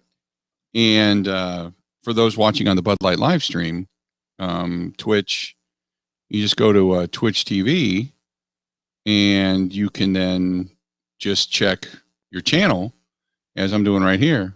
There it is. That's me right there. So you can download Twitch, put it on your phone. I'm up to about 78 followers there. Not a lot, but we're glad to have you. And over on YouTube, we continue to grow. So, and it's absolutely free of charge, by the way. There's no charge for that to download the app or to go to YouTube or any of it. You can go to YouTube, youtube.com, and just search Bill Michaels, and you can download or you can subscribe. I appreciate it if you subscribe. Same thing with Twitch. Over on Facebook, over on Twitter. Follow us there. Follow me on Twitter anyway, because we use a lot of different, put a lot of different information out via Twitter. 877-867-1670, 877-867-1670. The comments made by a former Packer head coach, rather interesting. Mike Holmgren points the finger at the Packers front office. Not that you really would expect anything different, but you kind of get it. He looks at the Packers front office as the problem here. For coach says they didn't handle it very well, meaning the situation with Aaron Rodgers. He said this. He was doing a radio appearance on Carmen and Yurko. It was ESPN 1000 out of Chicago. He said, it's not good for sure. I can't imagine a relationship between the coach or management or whoever is making the decisions and the starting quarterback like that getting to this point. I just can't imagine it. I wouldn't allow it. It wouldn't happen. But now it has happened. Rodgers, we all know, the reigning NFL MVP, unhappy. And the reports are out there that he will not return if general manager Brian Gutekunst remains in charge. So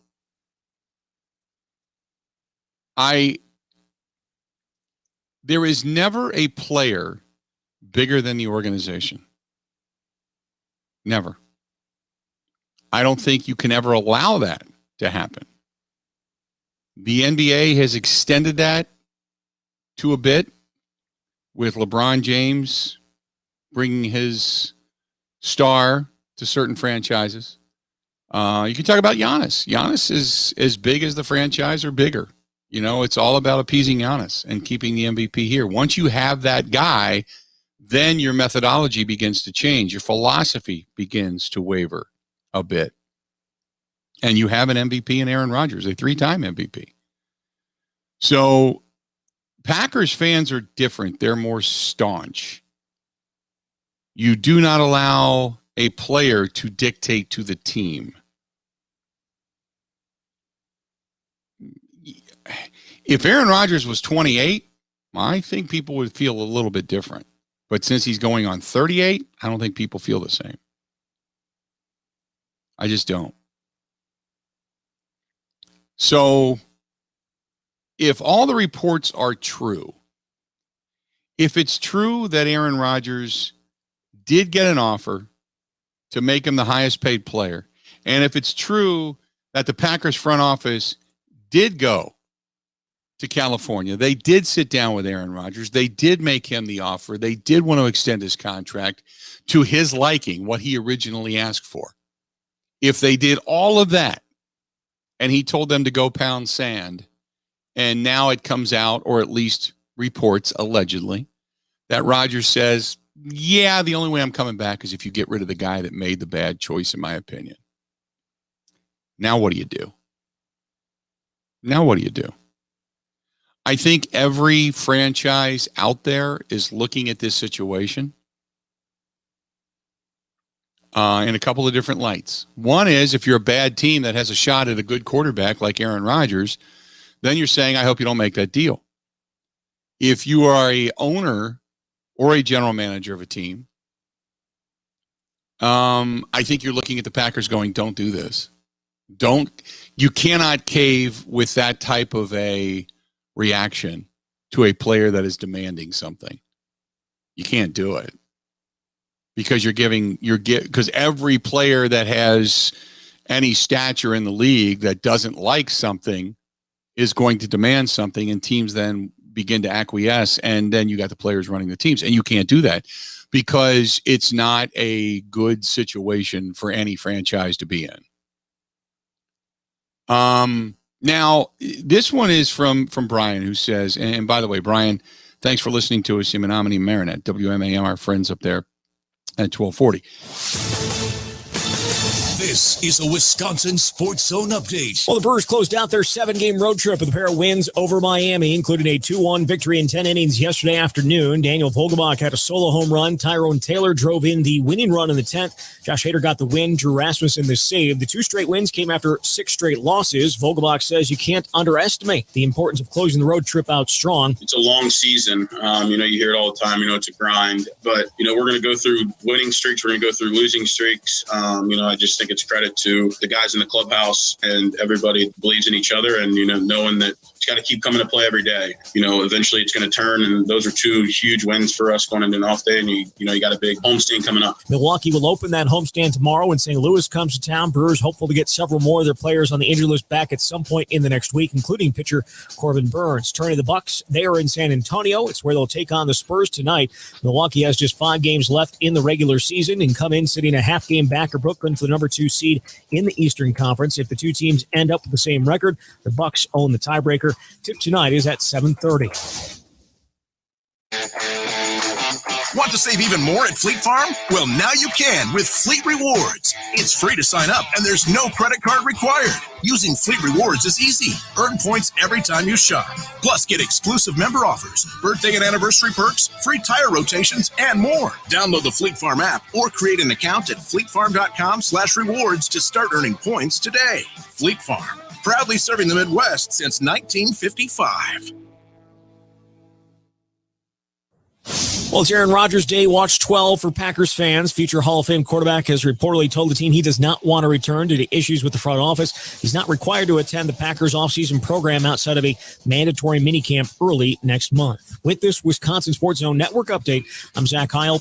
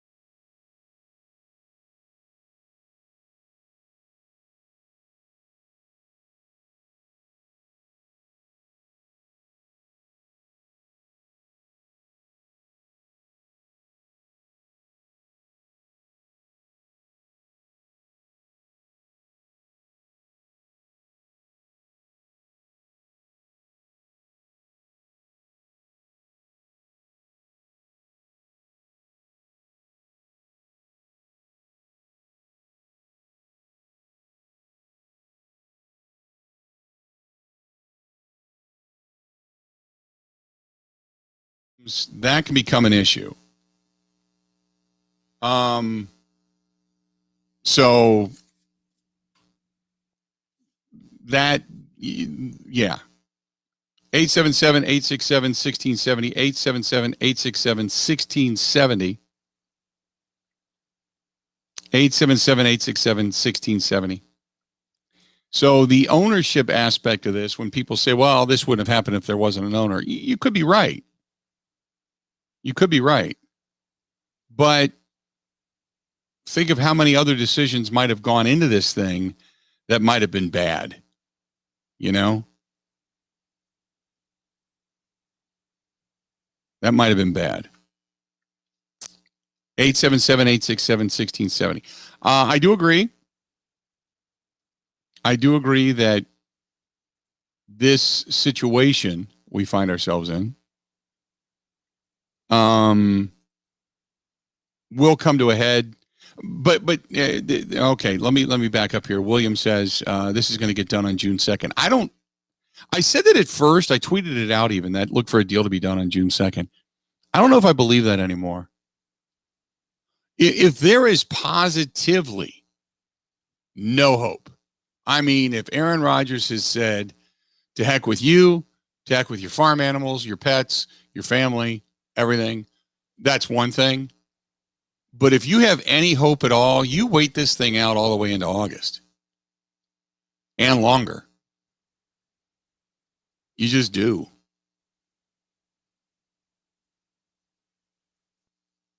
But if you have an absolute, then I think you start trying to make deals right now.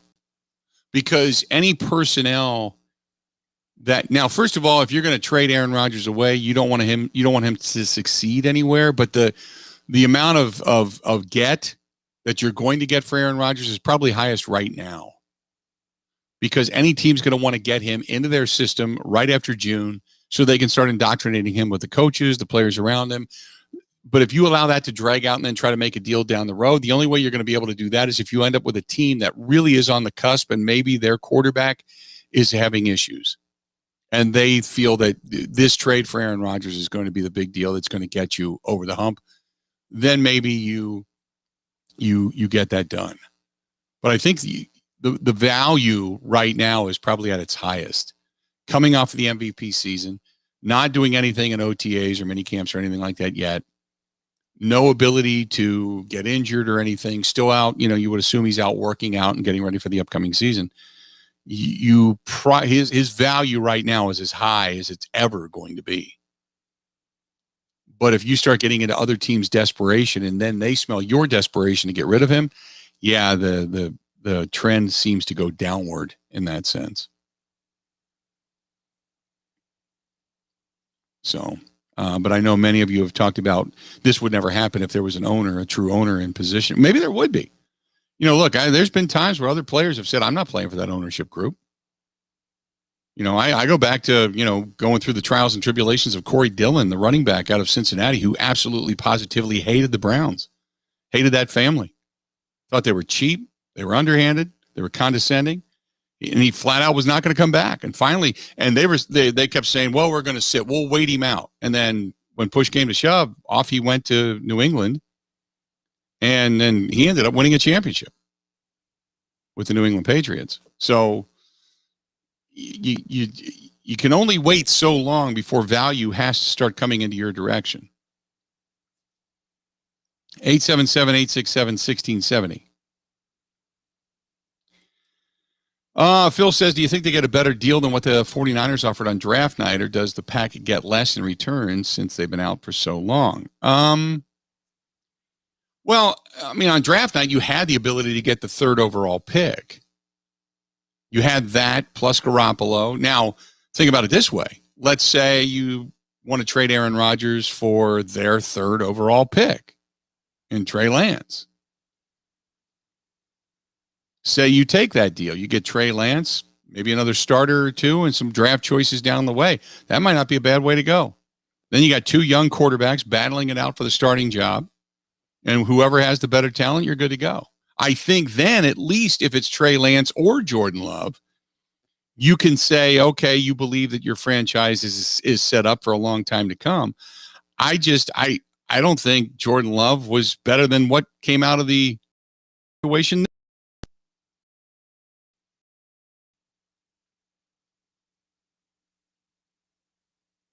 So I don't know. I still think Trey Lance, for all that has been written about him, is solid. I just don't know if he's going to be that next guy. You're still going to be looking for, you're probably still going to have to go out and find yourself a backup. But again, you're going to have salary cap ramifications at some point that you're going to have to deal with. And most likely going into next year, that would then ease if you do trade him away. But again, I don't think Aaron Rodgers, I'm not making that deal right now. I think, again, 70% of me says he starts under center somewhere else. I just everything that's been written, everything that's been reported, I think it's pretty bad. But we sit here today on the 10th of May. We're a couple of weeks now removed from the NFL draft coming this Thursday, and we still have not heard from Aaron Rodgers. The story really started to break on Wednesday night, the 28th, when reports were that San Francisco came a-calling, Packers turned it down, and it was at least word leaked out or was presented to or what have you to Aaron Rodgers in his camp, and he okayed the deal. He said, Leia, let's do it. And they said, nah, baby, nah. Packers said, no, not going to do it. Not going to trade him away. So we're coming up this Wednesday will be 2 weeks, and nobody has heard from Aaron Rodgers. He has not spoken out. How excited are you, by the way, for Wednesday night as they are doing the extravaganza that is the schedule release for the NFL?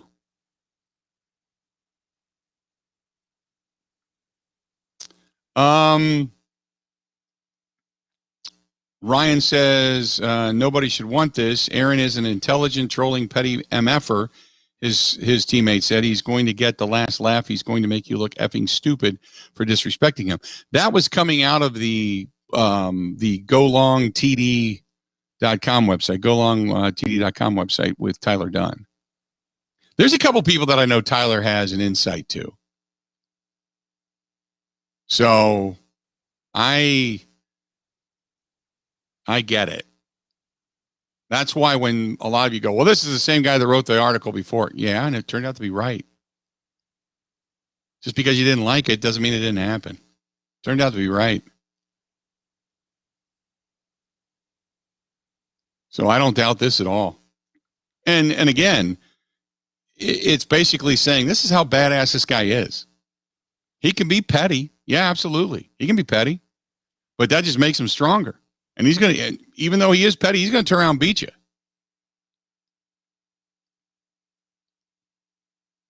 Craig says they need more than draft picks. It would probably be just the number 20 through 25 for the first round picks with Rodgers on another team. They need to cherry pick from another team and take 2 or 3 great players. I think you get a quarterback, you get another player or 2, and then you get some draft choices down the road. I agree with you. I am not a fan of saying, well, we'll give you 3 first-round picks. That's great. But you're reliant then upon your GM to make great picks in the first round. That's not a guarantee of anything. You're giving away a guaranteed bona fide player. You're giving away a Hall of Famer. You're giving away an MVP. And in return, you're picking up what might be, could be, hopefully will be. That doesn't make sense. 877-867-1670. I agree. If you do make a deal, you got to get something bona fide in return. Hey, speaking of deals, right now, Scholze Family Farms Beef, they got great deals. Great deals. It's that kind of season because we're doing more in grilling. We're going to do some tailgating. We're going to do tailgating together, you and I.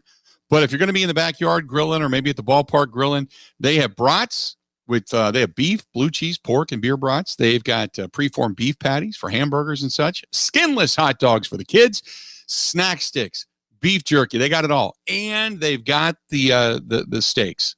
They've got steaks of all. They got fillets, they got chops, ribeyes, porterhouse, New York strip. They got it all. Roasts, brisket, ribs, the tomahawk ribeyes for smoking, all the Fox Smokehouse barbecue sauces, and salty provision seasoning as well. All right there at your fingertips. Go to Scholze, SCHOLZE, SCHOLZE, ScholzeFamilyBeef.com. That is ScholzeFamilyBeef.com. And you can place your order.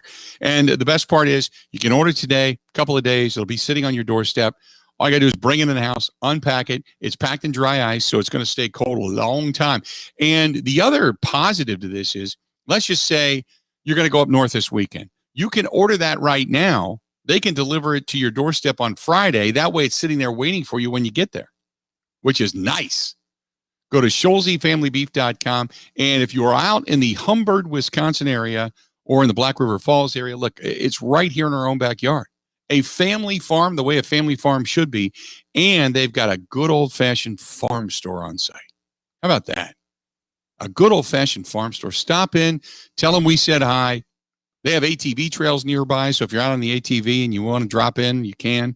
But you can go there and say hello, or again, just order today. You can get a sampler box just to try it. You can place a subscription there for it. You know, like, look, if the kids eat hot dogs like they're going out of style, and you know I need X amount, and you want to order those, you want to order steaks, you want to order fillets, you want to do that consistently, just set up a subscription. You're good to go. Go to ScholzeFamilyBeef.com. That's Scholze, SCHOLZE, ScholzeFamilyBeef.com. That is ScholzeFamilyBeef.com. More of the Bill Michaels Show coming up next. Covering Wisconsin sports like a blanket. This is the Bill Michaels Show on the Wisconsin Sports Zone Radio Network.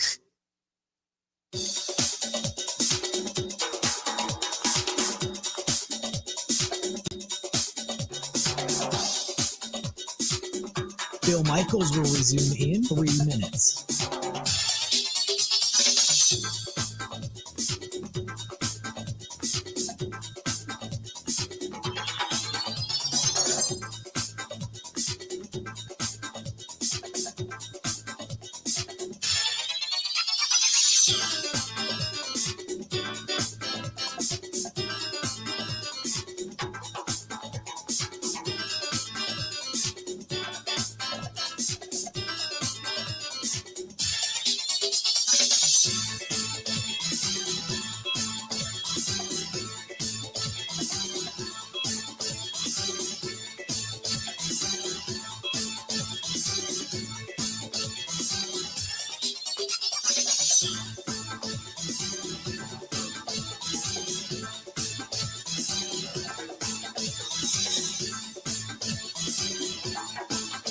Bill Michaels will resume in 2 minutes.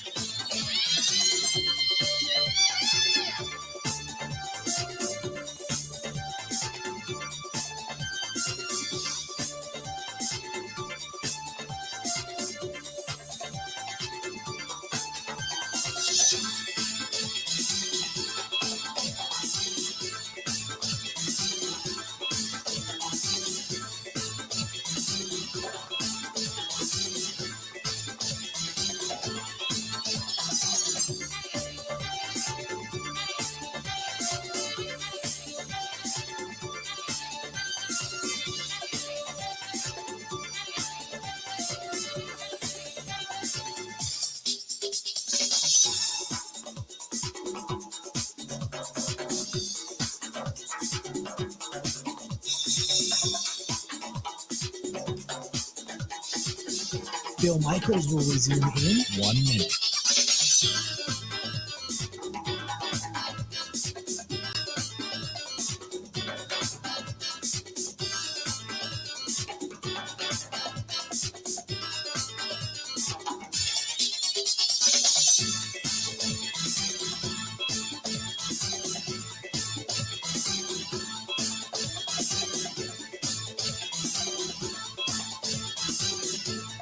Bill Michaels will resume in 30 seconds.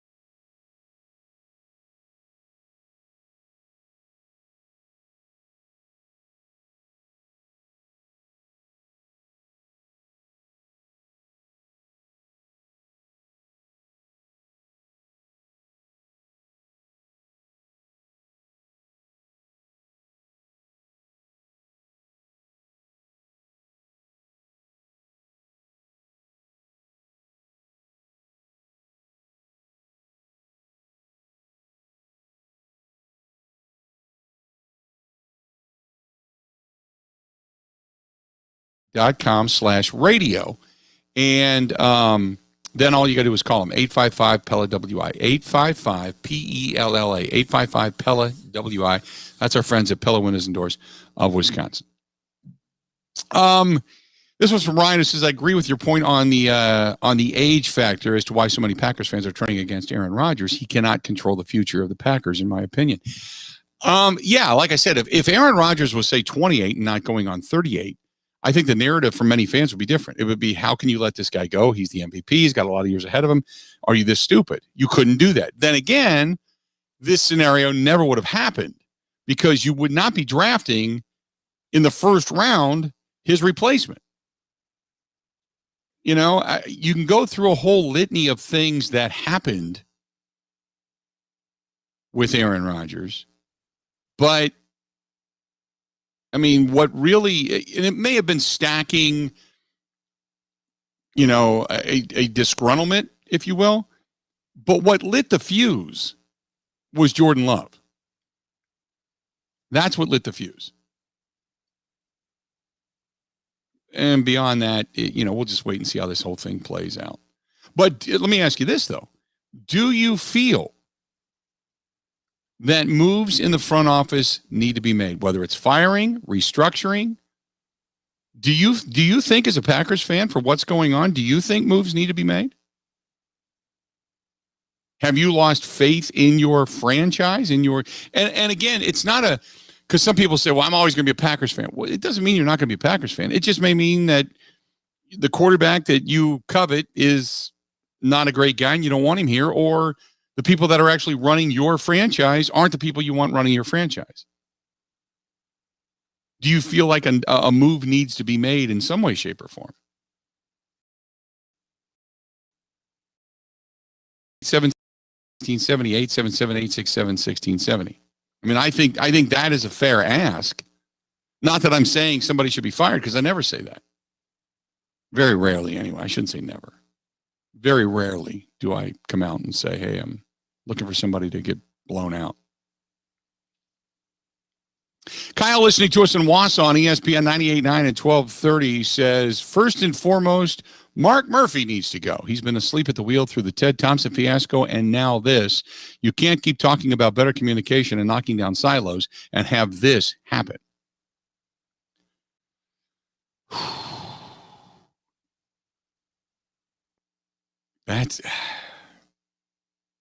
I cannot argue with you. I don't know that I would call for the firing, but the business side of things, Mark has done a tremendous job. And I think the team has been, the team has been successful. They've won a lot of games. They've been to the postseason almost consistently, back-to-back NFC championship games. There's a lot of good here. The choice of Matt LaFleur as their head coach, there's a lot of good here. You don't want to just throw the baby out with the bathwater. But in your particular point, your particular point is, on his watch, it was the end of Mike McCarthy, the end of Ted Thompson, and now the anxiety and angst between the team and its quarterback. Yeah, and now remember, Mark Murphy was the incomer. He was brand new to the situation when the whole thing with Brett went down. I mean, I think Mark was like a year into his tenure, because remember, at the press conference with Brett Favre was Bob Harlan. Bob Harlan was there. Mark Murphy, really, he was kind of the incoming guy, but Bob Harlan was there. Ted Thompson was there. Brett Favre was there. I mean, there was many people that were on site that day for the announcement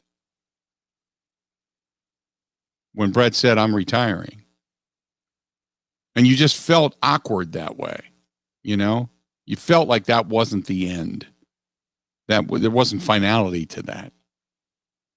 And I still don't feel that there's finality to this. Or maybe it's just my hopeful thinking as a Packers fan that this all works itself out and Aaron comes back. But, and again, I caution you, because Brian Gutekunst, and I've said this numerous times, Brian Gutekunst, in it may have not have been popular at the time, but the free agents of Adrian Amos was correct. The free agency of the Smith brothers, that was correct. You look at A.J. Dillon, Kamal Martin, John Runyon, Rashawn Gary, Darnell Savage Jr., Elkin Jenkins. You look at all of that. Jair Alexander. Marquez Valdez-Scaling, Equinemius St. Brown, even though they haven't really started to produce until this past season. But you look at all those draft choices, and you hope that Eric Stokes and Josh Myers and Amari Rodgers, those three guys specifically, really pan out. You hope that Slayton, to Daryl Slayton, pans out. If that all comes to fruition, then he is a really good evaluator of talent, and he's got his draft room set up in a very positive light. I don't know that I just throw Gutekunst out the door. So you that's why you need to make this work.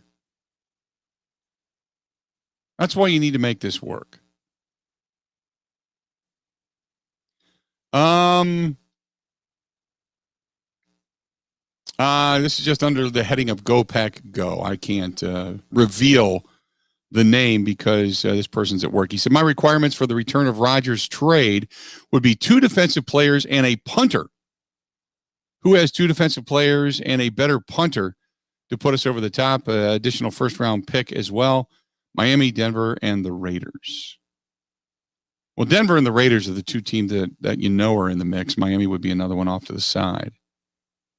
877-867-1670, 877-867-1670. Cinderella's man says, the sledding hill brought us back to the true meaning of Titletown. What is it about the sledding hill that pisses people off? Is it because Mark Murphy went down it and was on the front page on a sled? Is that it? Does that make you mad? Oh, by the way, that thing makes money and that's what you need for your team to remain viable. I don't have a problem with that. Dan says the Packers need an owner, too many voices in the room. Again, be careful what you wish for. Because in many cases, it has been football and management, and they have been 2 separate entities. And that's really what you want. You could end up with, now think about this when you say we need an owner. Suppose a guy like Mark Davis or Jerry Jones or Daniel Snyder, any one of those guys come into the mix. You got to be careful what you wish for. Phil says you cannot fire anybody in the Packers front office right now. Rodgers knows that. Any firing would open the floodgates for the NFL. This is just another forced hand of Aaron Rodgers. Craig, I agree with you. He said that's worked out great for Dallas and Washington. Daniel Snyder has been a train wreck of an owner, a meddler. And Jerry Jones, once his ego got in the way, for all intents and purposes, Barry Switzer's championship was the design, setup, and execution of Jimmy Johnson. They won in back-to-back years, but Jimmy Johnson was the guy that orchestrated all of that, and Jerry Jones went along for the ride. And Jerry just couldn't handle the fact that somebody in the room was smarter than him and got more credit, and therefore Jimmy was on his way out the door. And we all know that. And since the Switzer championship, Jerry's done anything and everything he possibly could to spend as much money as he possibly could and has not spent his money wisely. And he has put some very bad deals on the table that he's had to live with.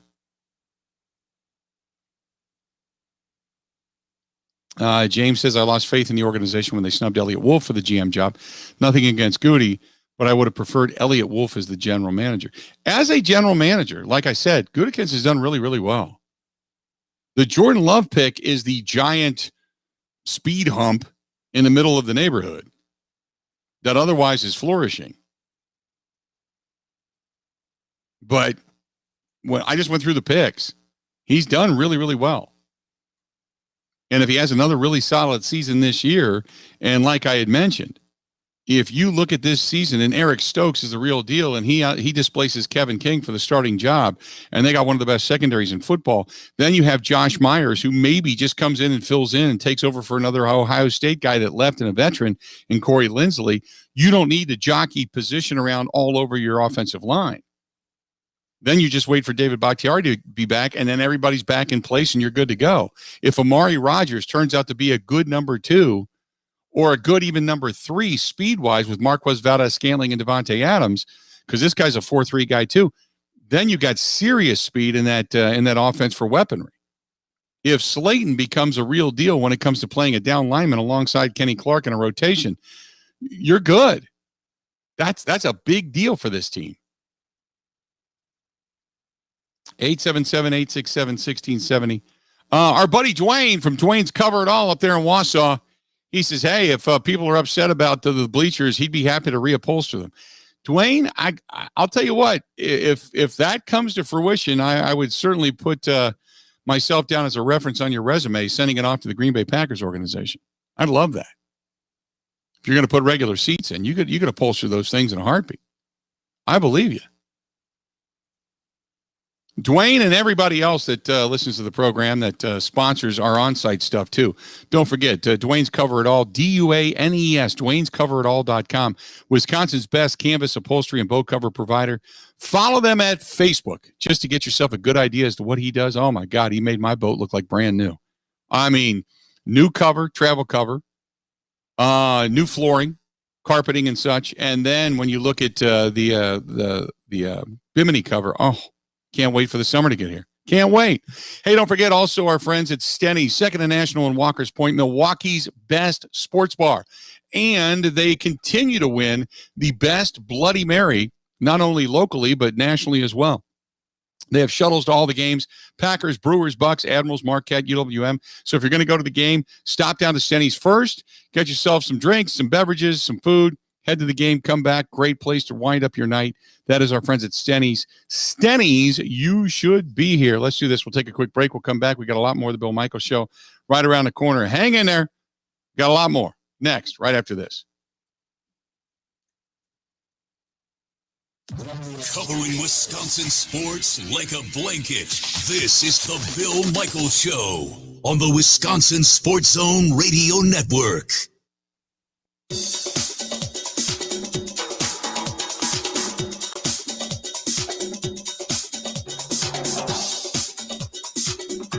Bill Michaels will resume in 5 minutes.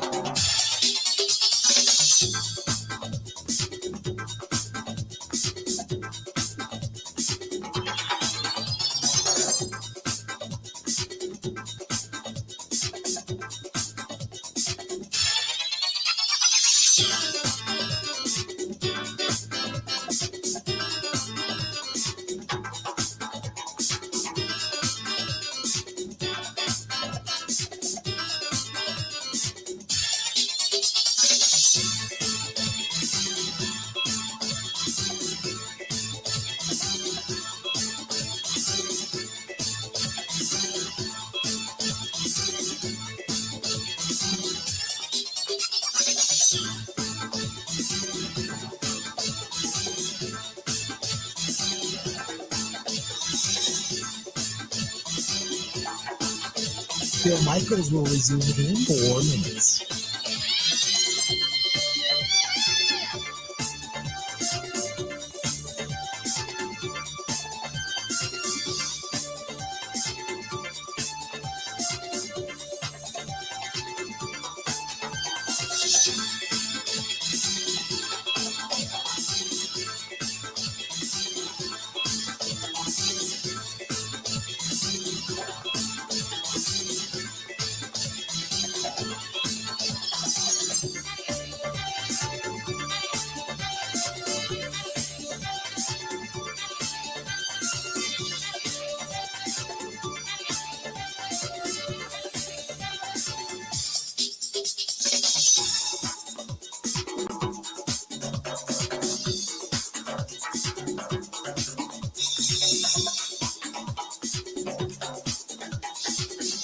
Bill Michaels will resume in 3 minutes.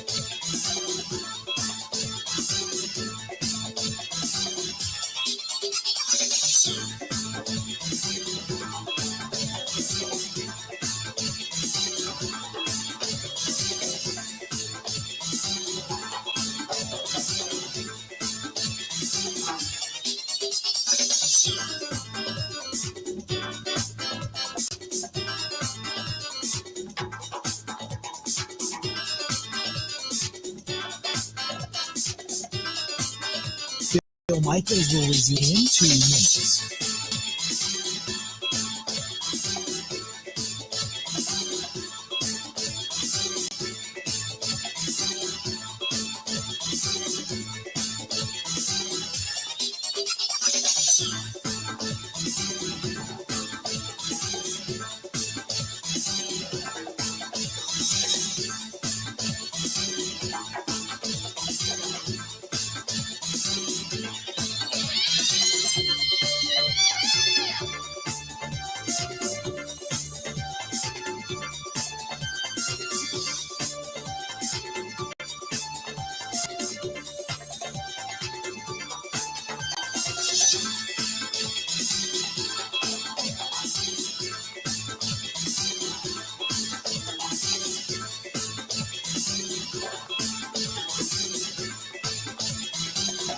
Bill Michaels will resume in 1 minute.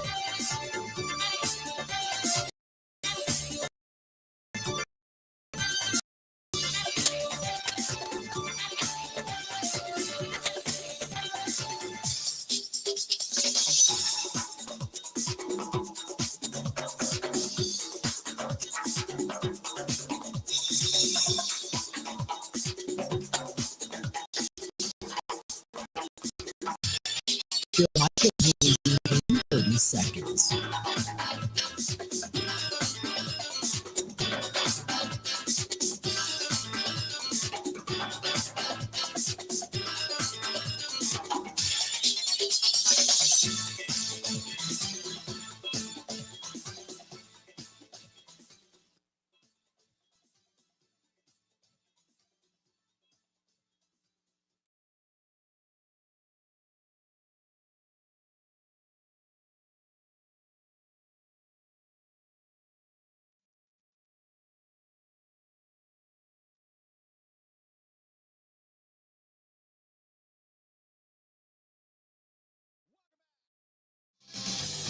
Hey, reminder, coming up this Friday, we're going to be up north. We're going to be at the Four Seasons Island Resort. They are open. They are opening up this coming weekend, 7 days a week. And they've got updated menus in the Boundary Waters Sports Bar and Grill. I'm looking forward to trying those out. The Diamond Room, and they're launching a new Lily's Ice Cream Parlor menu as well. And all the menus, they still include your favorites. Plus, they've got some new features, but you can join them this weekend.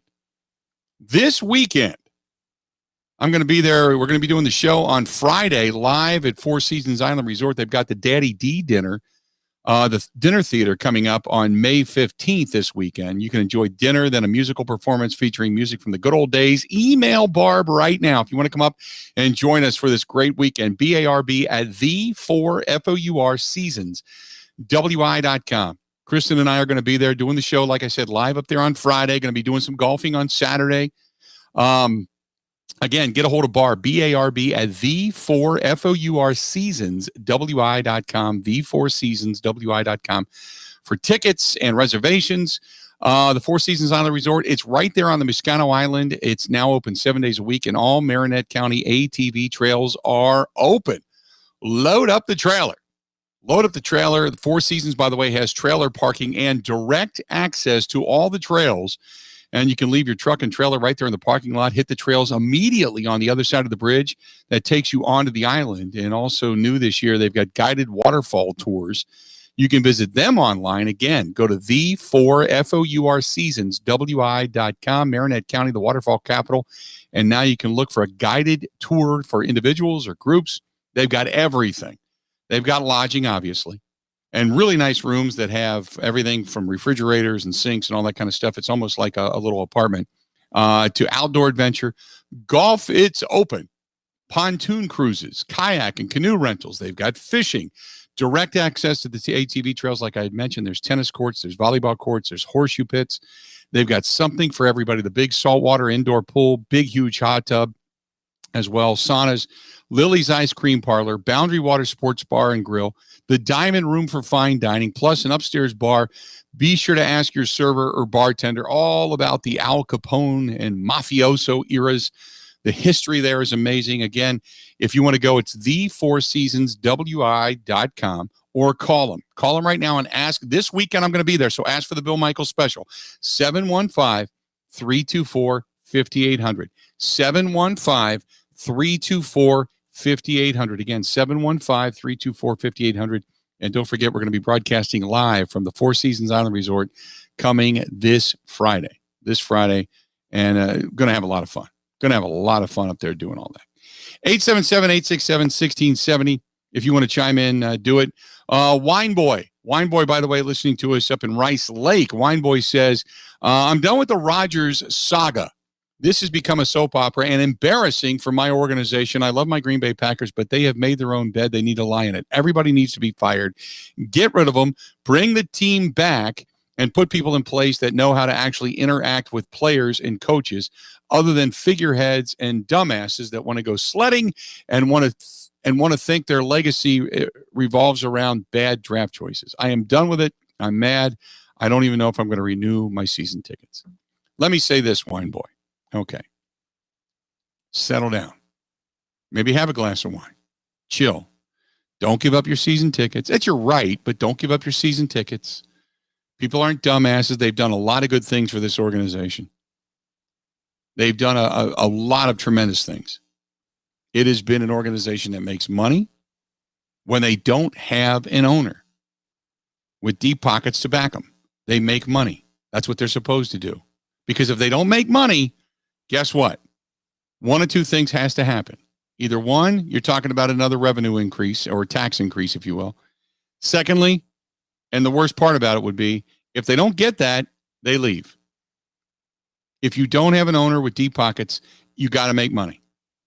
They need to make money. And I just went through the list of things that Brian Gutekunst has done and done well. You know, the players that he has brought in. So you gotta, there's an emotion side to this and there's a business side to this, and you gotta kind of land somewhere in between. You just do. You gotta kind of land somewhere in between on this. Because otherwise it gets to you. So Wine Boy, take a drink, enjoy yourself, relax a little, see what happens. Let's just let this thing play out. Because I think if you, and I know this, I mean, look, if you give up your tickets, somebody else is chomping at the bit to get them.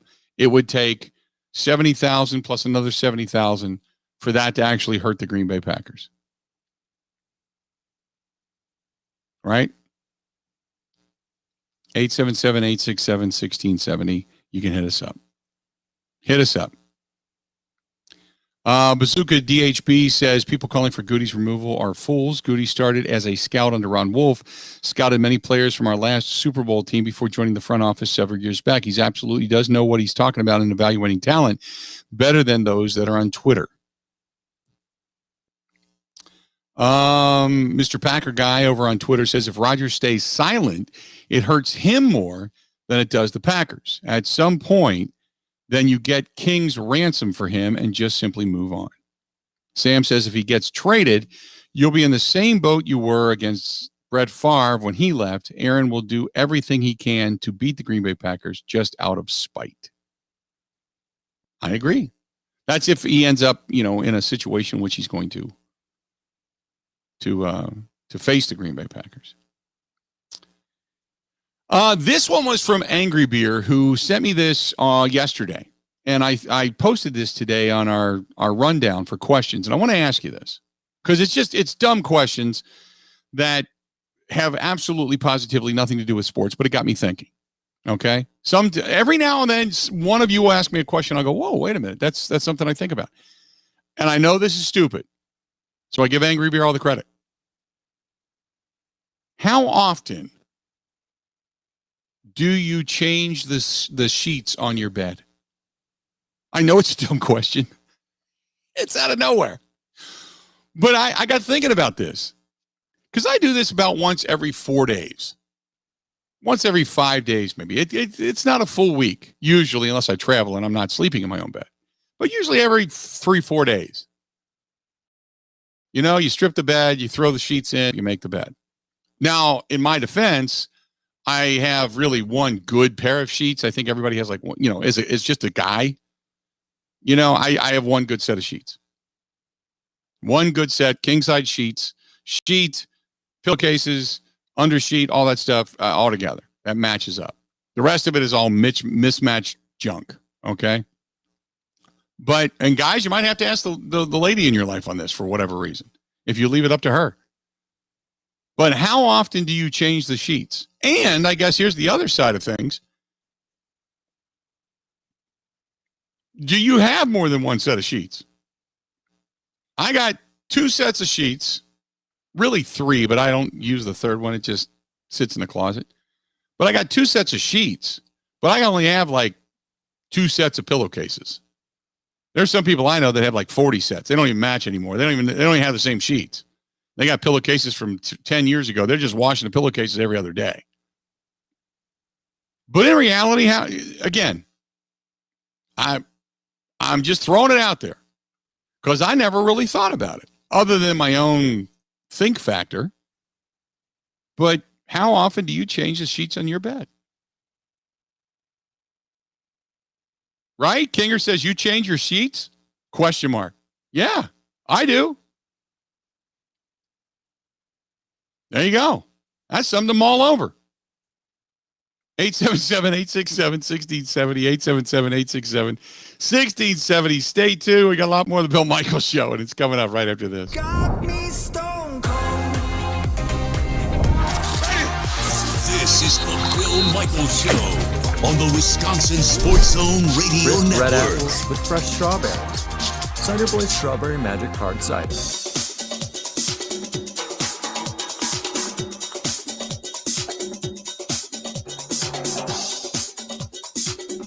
Bill Michaels will resume in 3 minutes.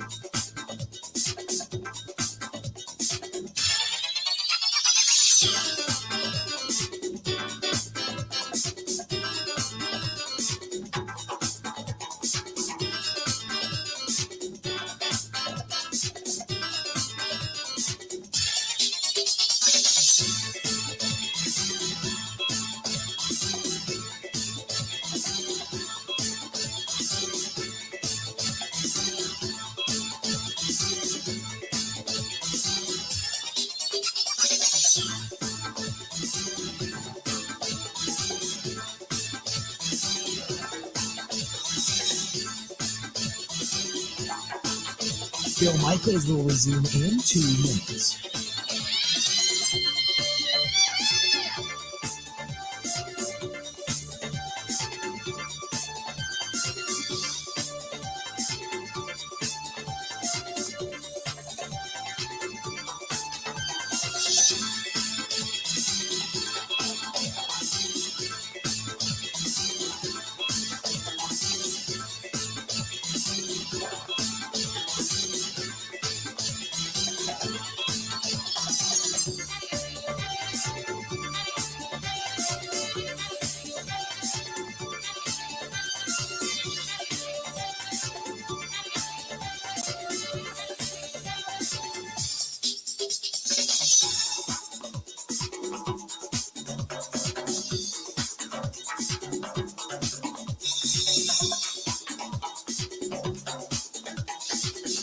Bill Michaels will resume in 1 minute.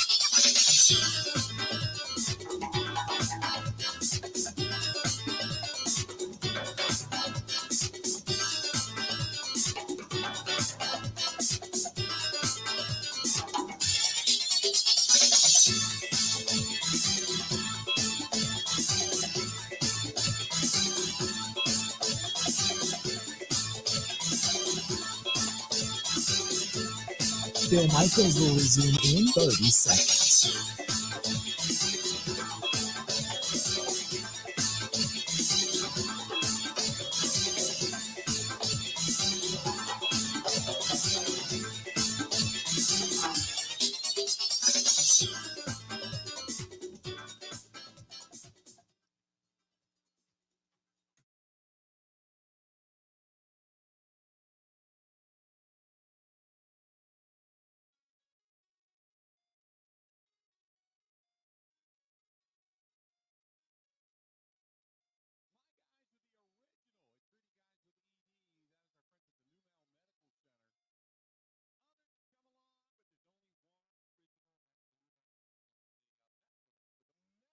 Experts over at New Mel Medical Center, the medical experts.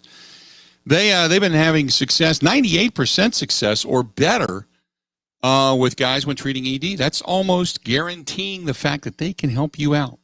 And when it comes to low energy or brain fog or sluggish or moody, up and down, weight gain, whatever, could be low T. Could be. Stop in, get it checked out. Doesn't take but maybe 10, 15 minutes tops. Get it checked out. Then there's the all-in-one weight loss program. Yes, it actually works. Yes, there's a program out there that if you follow it, it works. It really does. Call my guys with locations in Milwaukee and in Green Bay. The best. Dr. Tim and everybody over there, Carlos, they're all great people. 414-455-4451. That's the New Mel Medical Center. 414-455-4451. Yes, it really does work. There's vitality there. There's energy there. They can put you on everything from vitamins and supplements to things that are going to help you for specific problems.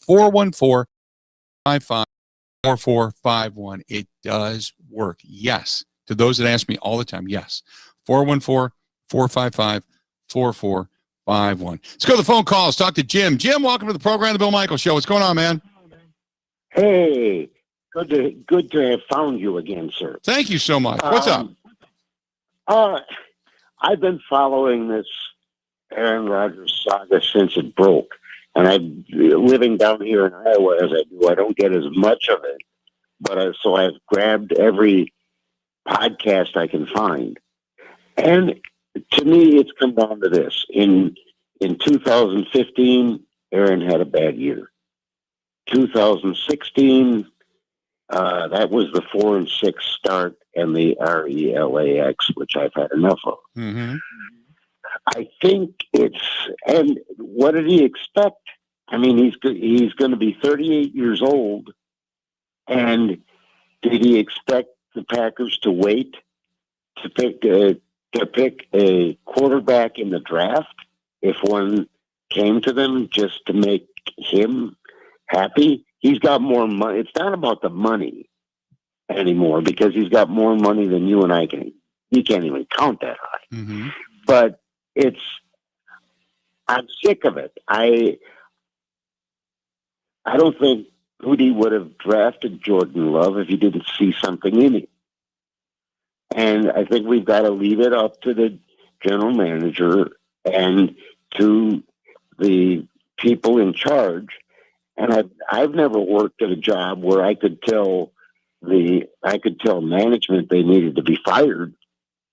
Right. I mean, this is getting really old, really, really fast. Yeah, the only way, and I get it, Jim. I appreciate the phone call, and thanks for listening and tracking us down. I really, really appreciate it. The only way I think that Goody would get fired if there was something just completely egregious there or just a track record of losing. I don't think he's losing his job. As far as Aaron Rodgers goes, it's not. And again, if you believe all the reports, it's not about the drafting of Jordan Love. It's about the lack of the communication between the GM and Aaron Rodgers when it came to the choice of Jordan Love. On one hand, people just basically look at Aaron and go, get off it. You're an MVP and you're worried about people talking to you. Just stop. It's petty. It's petulant. Come on. And on the other hand, you're like, look, I've worked in this league for a while. I've given you everything you've ever wanted. I've been damn near the best player to ever play under center in the history of the game. At least give me a little respect than treating me just like one of the other guys that's out there. At least give me a heads up, a phone call, a wave, a nod, something. Touch base with me. I think I have a little bit more to offer to the game and to the team than just being a good soldier. So I see where the schism and the split is. Now it's figuring out how to repair that. We got another hour yet to go. Don't forget, go to thebillmichaels.com, thebillmichaels.com for a chance to win a tailgate party with me at the Indy race at Road America coming up the weekend of June 17th through the 20th. Go to thebillmichaels.com. More of the Bill Michaels Show coming up next.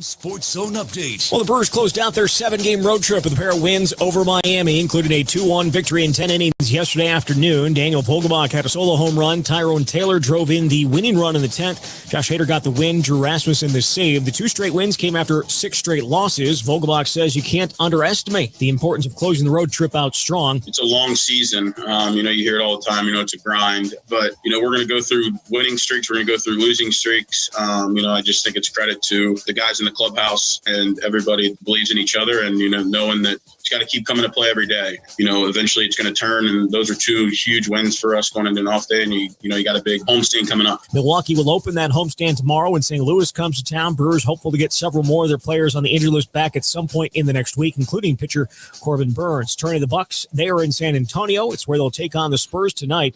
Milwaukee has just 5 games left in the regular season and come in sitting a half game back of Brooklyn for the number 2 seed in the Eastern Conference. If the 2 teams end up with the same record, the Bucks own the tiebreaker. Tip tonight is at 7:30. Hey, honey, how was your day? Well, I brought home a delicious dinner and possibly $10K. That's $10,000. That's a good day. It's Quick Trip's take-home meal sweepstakes. Try our chicken, bacon, mac and cheese, spicy chicken penny, spaghetti, and more. Buy with your rewards card, and you could win 10 grand. No purchase necessary. See stores for details. Dinner, fresh from our kitchen to heat and eat in yours. But let's be honest, they had me at 10K. The take-home meal sweepstakes from Quick Trip. We got dinner covered.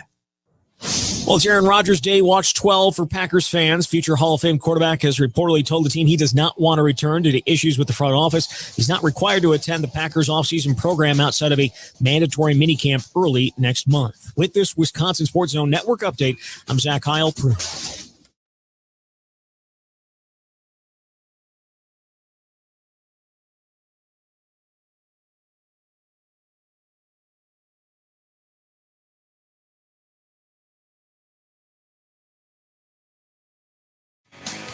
Hour number 4 on a Monday.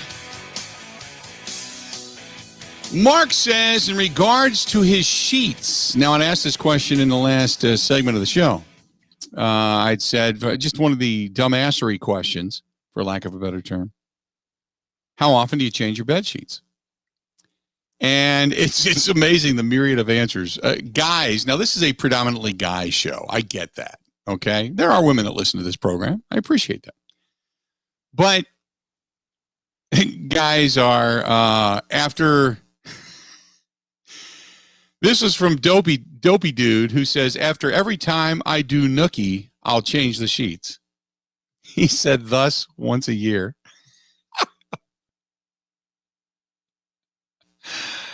Kinger says, I think I've changed the sheets after my wife and I have had a good time, so it's been about 2 years. Cinderella Man says, I wash my sheets about every other week just so the ladies know I practice good hygiene. It doesn't help me getting the ladies, though, but maybe someday it will. Then again, it's not very often you hear a woman say, I love a man with clean sheets. I may need to rethink my methods and priorities.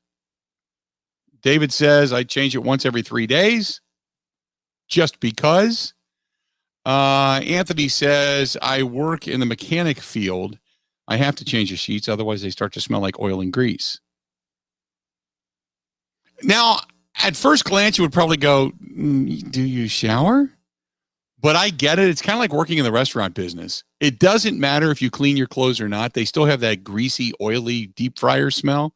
If any, I think everybody at some points worked in the fast food business, right? Or in the restaurant business. We've all done it. Getting through college, coming out of high school, you needed some extra money. You know, we've all done that, right? Where you go home every night and they're like, man, you work at a great place. And you're like, yeah, no, I'm not eating the food every day. It's not because it's bad. It's just because I can't. I'm around it all the time, or that smell permeates. I mean, I worked in a place called Cons, and it's a meat packing plant for all different types of meats, everything from bolognas and hot dogs to hams and you name it. And you start at the ground floor because that's the way the family that owned the company believed. And to this day, let's just say I have a lot of trouble eating ham.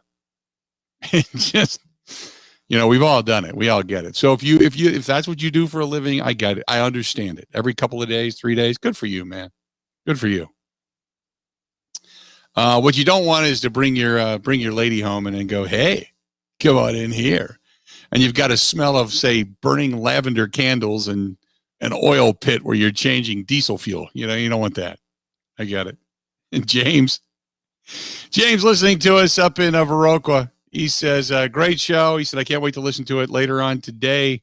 I said hi to your buddy Ernie last week. Saw him at the grocery store. And he said, I change my sheets once a week. Every Sunday, everything gets thrown into the laundry. Once a week. Okay. Like I said, I go about every 4 days, 5 days. Get it done. Phil says, I have one set of sheets. That's it. He said, how many times have you left the sheets in the washer, not had time to dry them? So you just throw a blanket down, lay on the blanket, and put another blanket over you. He's got too fat, lazy, and stupid to go out and buy more sheets. Do you know how much those things cost? And thread counts. Please explain to me thread count. I get you. I don't get it. I just know that if it feels good, I buy it. If it doesn't, I don't. And usually they say Egyptian cotton is like the best, right? Am I mistaken there? Then they've got the new bed sheets that are like the Bolin branch. They're supposedly the best and the softest ever, and they let you breathe the most. And, you know, then there's bed sheets that are really tightly woven with a high thread count, and they make you hot and you start sweating. So I don't know. I have no idea. 877-867-1670. That's great. Appreciate it. Appreciate it. What else do we have here for you? There's just so much today. There's so much every day, but today's a good day. On the Brewer Beat, this is going back to Dave. Dave listening to us in Milwaukee saying, can't wait for you to get a Milwaukee affiliate here so I can listen to you full time in the truck. Every now and then I'll run into areas that I don't get a good cell signal, and I'll tend to lose the show for a couple of minutes and it starts over. He says, I really like what Garcia has brought to the table this season. The right fielders played extremely well. I would just like to see Travis Shaw start to hit a little bit better. And once Yelich comes back, I believe things will be okay. But let's cross our fingers and hold our breath that Yelly is going to be fine. We don't want this to be a career ender. I think we're all in that same boat, to be honest with you.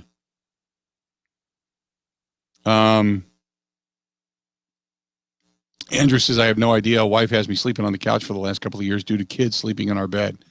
Oh, I couldn't do that. When I had kids, no. Like, if you got a nightmare, you can come in, jump in bed with mom and dad. Okay. You know, now my kids, it was, you know, I was divorced, but my kids, same thing. They could come in, but otherwise it was like, here's your room. And the one thing I did do was made their rooms as nice as possible. What do you like? What do you want in your room? Where it was cool, you know, to hang out in your room. So no, I'm not sleeping on the couch because the kids want to climb into bed. Not going to do that. 877-867-1670, 877-867-1670. Jamie listening to us in Marshfield on the mighty WOSQ says, I change the sheets every other day. I'm fanatical that way. I love the smell of fresh sheets. It makes me sleep easier. By the way, if you buy the lavender scented Tide, it can put you to sleep as well. I didn't even know Tide made lavender scent. I go for the extra hygienic, non-ass stink Tide. I don't know anything else beyond that. I'm your typical dude. I am kind of clean, though. I mean, I will admit that. Kristen makes fun of me because she says your house always looks like it could go in the home show or Better Homes and Gardens every time anybody comes over. It's because I just live that way. I grew up my dad, while he was a truck driver and a salesperson for Cons, the meatpacking place. My dad was also a gunnery sergeant in the Army. He was in Germany, and he taught how to fire cannons properly. And my dad was very regimented. You picked up your stuff. You didn't be lazy. Why leave it there for somebody else to pick up? It's disrespectful, So my dad was that way. So I came up in a household that was clean. Mom cleaned. Myself and my sister had to clean. That's just the way it was. And if you didn't find your stuff. My dad would give you one of those, hey, did you pick your ball gear up? And I'd be like, yeah, Dad, I'll get to it. And you can run out and play. I'll never forget. I think it was in like 7th grade. I came home and we had this big tree, but this tree had low hanging branches where you could actually climb the tree, So we would climb the tree. But I came home one day from the swim club and I'm riding down the street. And I'm like, what is that? And I thought friends had toilet papered the front of our house during the day. No, they didn't. It was my baseball uniform. It was my stirrups, my socks, my sanitary socks, my jock, everything. My dad threw it off of the front porch into the tree. And then whatever fell to the ground, he went down, collected, went back to the porch, and threw it into the tree again. Now, it may not seem like a big deal to you or us as adults sitting here today. You come home, somebody's jock's in the tree, who cares? But when you're a kid and your personal garments are hanging in the tree and your neighbors are laughing at you, oh, that's huge. And my dad was like, I told you, I'm throwing it out in the yard if you do not pick it up, and damned if he didn't. So the next time, you'd always ask Dad, hey, where's my stuff? And he'd say, where'd you leave it? And that's when you knew, oh, God, it's in the garbage, or it's in the laundry pile, or it's out in the yard, wherever. Or he just took it with him. I'm not going to take, I'm going to take it to work. And then you just learn. You're going to pick your stuff up. Kinger says, could you imagine if Dairy Queen made scented sheets? What is it with Dairy Queen today? What is it? The Dairy Queen thing is taken off. It's flourished. It's like almost like a weed. It's not a welcomed entity at this point. It's like a weed that's run rampant. It's like the ivy on the outfield wall at Wrigley. It's just everywhere. Sometimes you got to trim it down because it's just too bush-like. It's gone crazy. Why are we all over Dairy Queen today? But if Dairy Queen made scented sheets, I hope it would be mint Oreo. And that would be the only time I would welcome non-chunks. You know what I'm saying? How are we looking? 877-867-1670. Max says the situation between Aaron Rodgers and the Green Bay Packers is growing dire. If the demands are true and Aaron Rodgers will not come back unless Gutekunst gets fired, what do you think happens? Wouldn't this be a bad precedent-setting move? Yes, it would. Which is why I believe that there's a whole lot of NFL owners, general managers, and such. They're all eyeballing what the Green Bay Packers are going to do. I can't imagine. If Aaron Rodgers went on the Pat McAfee show today and said, look, things are good between me and Mark Murphy, things are good between me and Matt LaFleur, and left it at that, and then said, if somebody is there and remains with the team, I'm not coming back. We all know what he's saying. I would have to think at that point, if that holds true, then, in my opinion, you would have seen the last of Aaron Rodgers under center for the Green Bay Packers. You cannot allow that to be dictated. Because that's not your job. Gina says it's not fair because if a general manager doesn't like a particular player, they can get rid of them at any time. That's true, but that's what free agency's for. The player has the opportunity then to go elsewhere and make more. Well, you know what? You can kind of say the same thing about the general manager. I mean, I guess it can become a two-way street. If you're just not liked or wanted anymore, you can go off. But again, that's not the decision for players to make. It's just, for lack of a better term, it's kind of a stay in your lane type of thing. Because Aaron Rodgers, though, isn't your normal player. He's unbelievably intelligent. He would probably be a guy that could run his own team and make his own decisions and put film in front of him and allow him to scout, and he probably could. He's just that smart.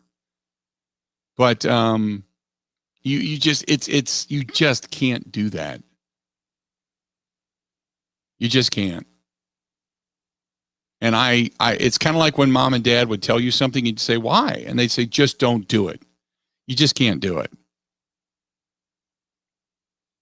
Because any superstar player that would have any beef with any organization then starts demanding that. And then you got to say, well, the Packers did it. It can happen. It's not, it's not going to happen. I don't think that's going to happen. I'd say 99.9999% of me says there's no way in hell Brian Gutekunst gets fired over this because Aaron Rodgers demands it. Now, he could get fired if Aaron Rodgers is no more and Jordan Love over 2-3 seasons turns out to be worth about as much as the dirty sheets on my bed. Okay, then I understand it, because then you made a colossal mistake. As a general manager, you banked on a particular player, you ran off another particular player, we gave you the freedom to do so, and you blew it. Okay, that is a fireable offense. But just making a draft choice for what you believe to be is the betterment of the team or the longevity of the team, you can't do that. You can't fire a guy because of that. Because what happens, let's just say this. What happens if Aaron Rodgers does play for 2 more years? He falls off the table dramatically. Okay. And then finally you make the move and you give Jordan Love his time. And let's just say Jordan Love turns out to be the real deal. Then you just fire the guy that orchestrated the real deal and brought him and was right. And you fired him. Why? Spite? Because a player wants you to? And you don't do that either. Let's go to the phone calls. Let's talk to our buddy Joe. Joe, welcome to the program, The Bill Michaels Show. What's going on, man? Hey, Bill, I've kind of already moved on past Aaron Rodgers, but I was kind of wondering, Matt LaFleur, in my mind, kind of resurrected Aaron Rodgers a little bit. I thought I know he's really good and his numbers have been great and stuff, but he did have a setback year his first year with us.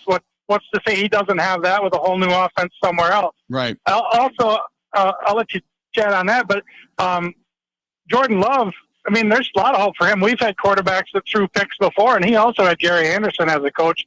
We know what he did to Wisconsin. Right. So he set Jordan Love probably back 2 years in the senior year. So.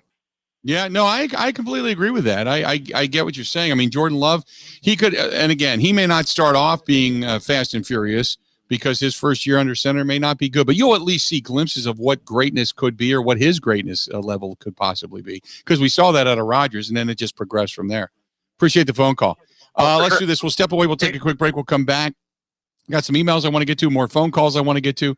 Also, I do want to discuss the Milwaukee Bucks just a little bit. The Bucks got a game tonight down in San Antonio, and we're talking about the Bucks heading towards the postseason at this point. What are the expectations? How much are you paying attention, or are you paying attention with some of the anti-NBAers out there? Stay tuned. We got a lot more of the Bill Michaels Show. It's coming up right after this.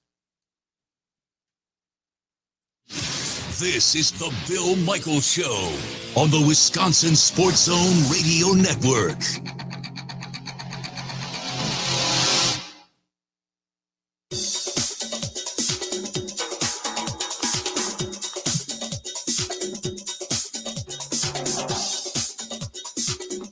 Bill Michaels will resume in 3 minutes.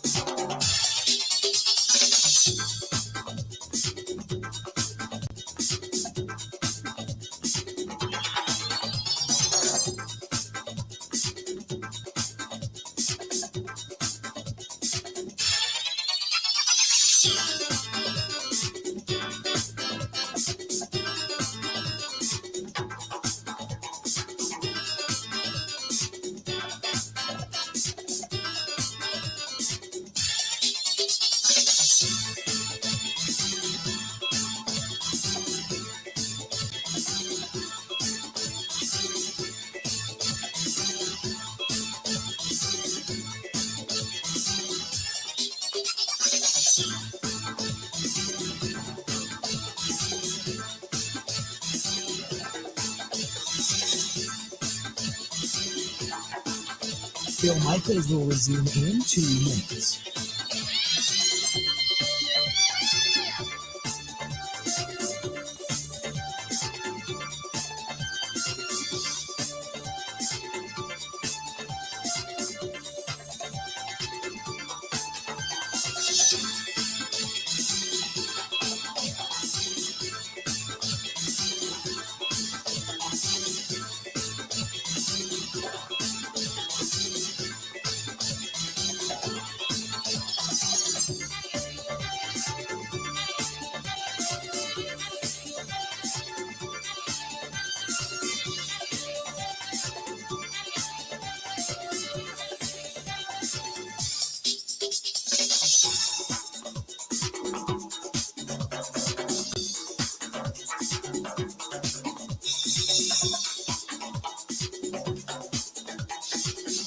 Bill Michaels will resume in 1 minute.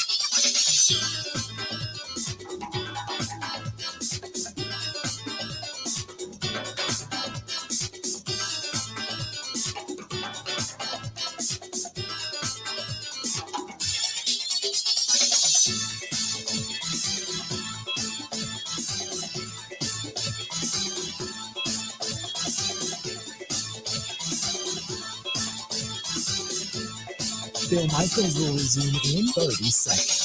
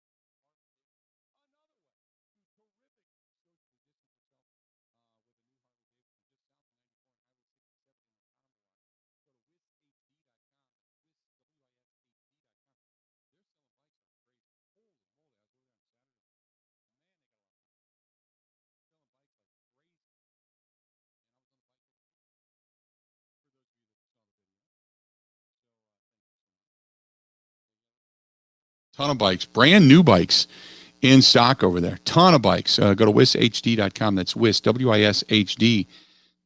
That's WISHD.com. This is from Steve. He says, with all the talk of Brian Gutekunst having to get fired if Rodgers is going to come back, I think we all should remember back to 2018 when the exact words were of Mark Murphy. I would have to believe that Rodgers knows full well that Murphy made the comments. He did so to find out rather hard to believe that he is asking that Gutekunst gets fired. Just my 2 cents worth. That's from Steve. When Murphy announced changes in the organization and the structure, Gutekunst ball coach Mike McCarthy will report directly to Murphy. The decision, Murphy says, was based upon the past issues with communication and a need for the CEO to be more involved in the team. Those four, meaning the coach, Russ Ball, the general manager, and Mark Murphy, will all meet on a weekly basis, but says he will not be making football decisions. Gutekunst will have control over the roster, draft picks, free agency, and such. This is going to be something that, and you're right, Steve. You're right. This is where Gutekunst and company, if indeed the silos were broken down and there was constant communication, then That's why you can say there's a part of this that if you want to lay at the feet of Mark Murphy, you can. He is ultimately responsible for this because it's his franchise. Andrew says, here's why I think Aaron is coming back. Say he is traded to another team. That team is not going to be as talented as the Packers, especially after giving up picks and players for him. Rodgers is going to take at least a year to get used to a new system. Also, he's going to be 40 plus by the time that ends. Brady is expected to be is the exception to Father Time. Unless Rodgers is no longer interested in a winning team, he will be back RELAX. The way I look at it is Rodgers has 3 to 5 years, maybe 6. And here's the reason why. One is he sat for 3 years.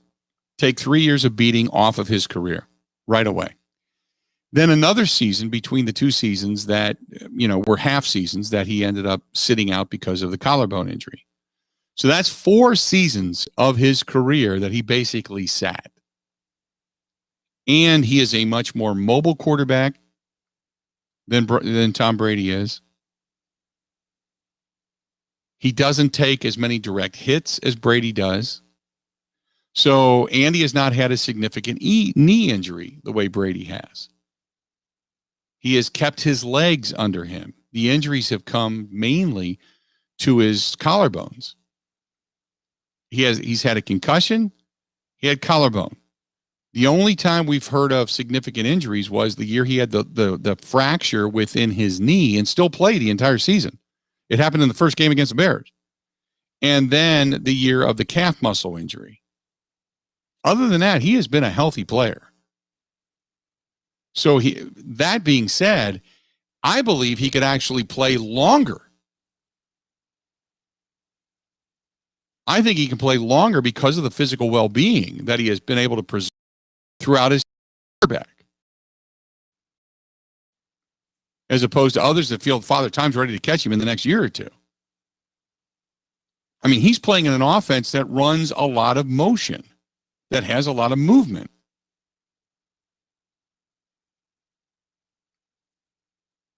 Eight 877-867-1670. So I think Aaron Rodgers could actually play longer than most people think he could.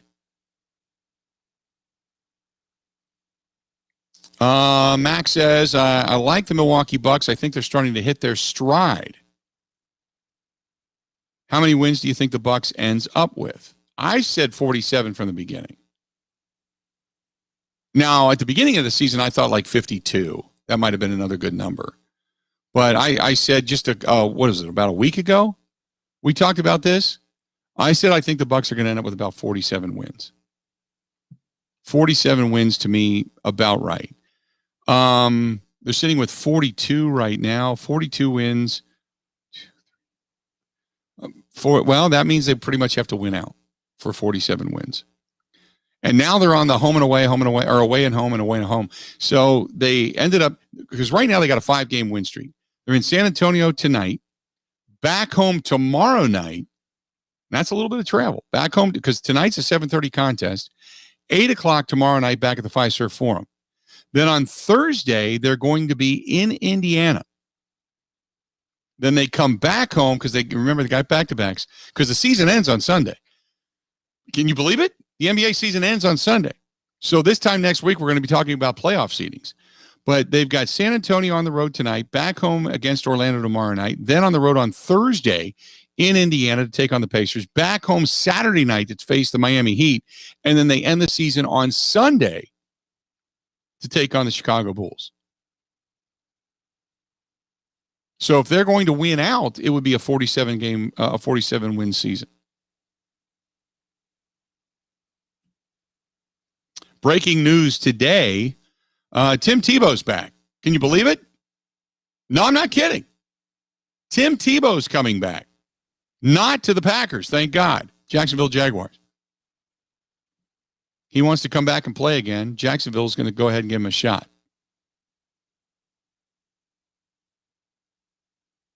So there you go.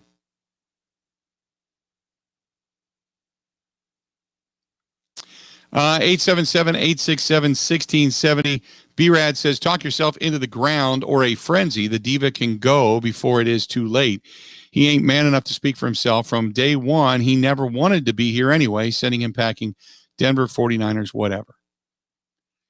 No, I think you're a little off. I mean, I think you're going a little bit hard on Aaron Rodgers. Look, did he want to be a San Francisco 49er? Absolutely. Green Bay was not his first choice, but once he was chosen, I mean, he's been as dedicated and as loyal to the Packers as anything. He's signed contracts, prior to the final year of his deal. He signed long-term deals. He signed at times cap-friendly deals to where even though he was the highest-paid player, a lot of that money was coming via guaranteed dollars and signing bonus and such, where he could still keep the team somewhat viable. Now, as of late, no, I agree with you.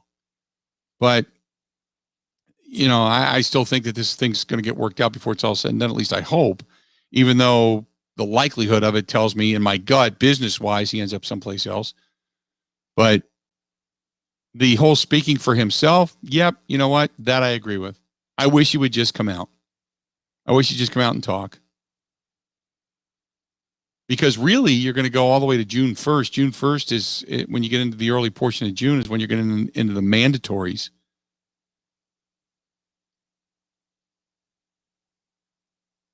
I think when you talk about the mandatory OTAs and such, that's when you're really going to get a sense as to where the stalemate is. Darren says, I don't agree with saying A-Rod did not want to be here. He's been here 16 years. That's what I'm saying. He wanted to be here. And he wants to be here, and I would think if you had to sit down with Aaron Rodgers right now and say, Aaron, if you had any place you could play and be happy and win a championship, where would it be? I still think he would say Green Bay, because I still think his legacy here is unwritten. It's not final yet. That last chapter has not been derived. And I really believe that he wants one or two, at least, championships to say he was the greatest Packer in the Super Bowl era. And that's saying something. That's saying something. So I really believe that he would want to return to Green Bay. I just think that sometimes it's pride, it's obstinance, whatever it happens to be, petulance, it gets in the way. Because if you really do want a good shot at winning a championship, not to say you're going to, but a good shot at it, I think here in Green Bay with what he has around him, I think it's still a good opportunity. 877-867-1670. If you want to hit us up, let's go to Nick. Nick, welcome to the program, The Bill Michaels Show. What's going on, man? Hey, Bill, long-time listener, first-time caller. Glad to have you. What you thinking? Having Rodgers sit behind Favre for 4 years before he actually had a shot to start or whatever, how much will that affect him, on the length and the end of his career? Will they get, will he be able to get a few more years, being that he sat for? And then next question would be, how long before Rodgers loses that mobility in his legs where he will have to rely solely on his arm and his eyes? That's a great question. And that's where Father Time catches you. Yeah, you're right. And that's where Father Time catches you. Now, being with that leg injury or that knee, I mean, that we all know knees can be one way or the other, but I don't know. Hopefully it can hold up, but he really, I don't know. I just don't see him. I just kind of cringe every time I see him taking a low shot or, even getting pressure when he's rolling out. I don't know. Hopefully it doesn't end that way, but I agree with you. He's never taken that, I appreciate the phone call. He's never taken that blow you up hit. He's taken that driving to the ground type of hit that broke his collarbone, but he's never taken that big blow you up type of hit below the knees. Let's do this. We'll step away. We'll take a quick break. We'll come back. More of the Bill Michaels Show is next. Covering Wisconsin sports like a blanket. This is the Bill Michaels Show on the Wisconsin Sports Zone Radio Network.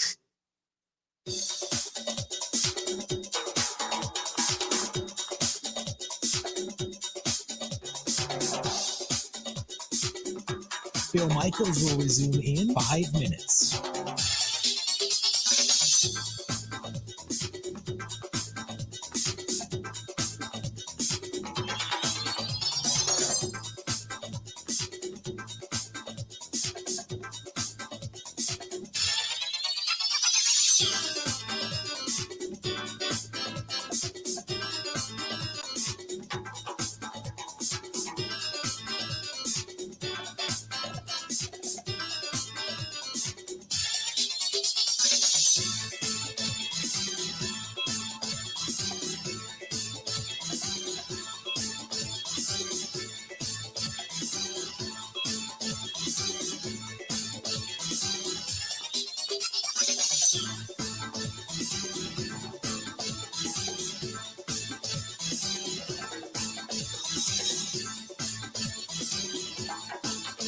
Bill Michaels will resume in 4 minutes.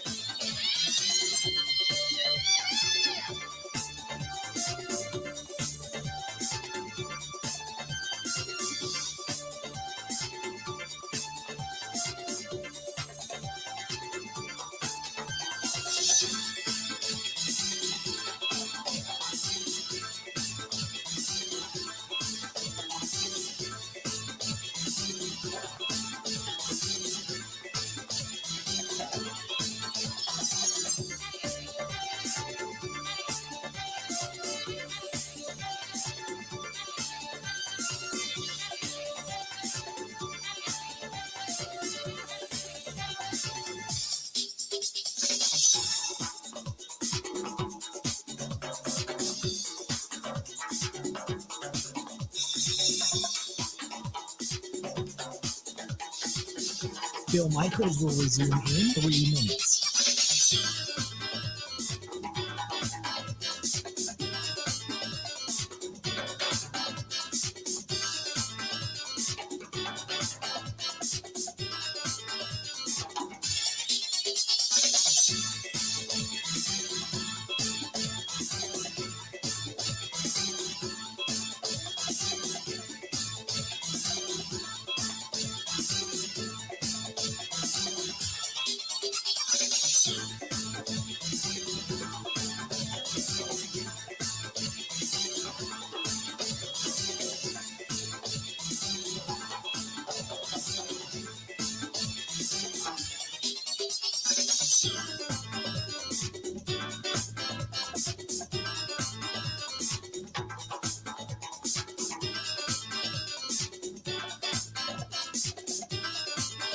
Bill Michaels will resume in 2 minutes.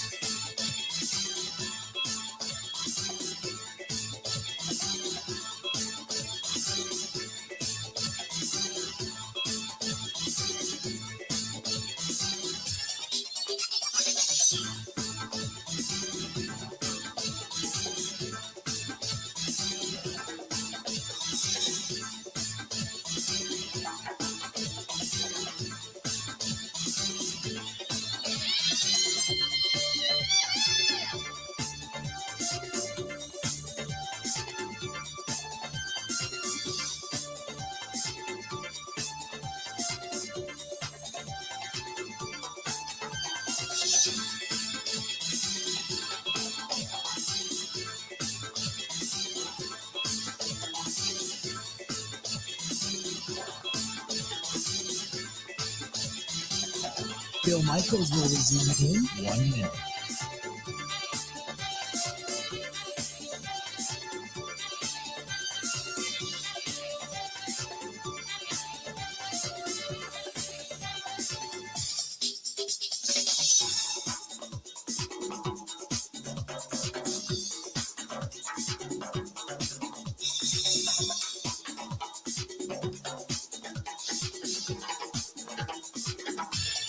Bill Michaels will resume in 30 seconds.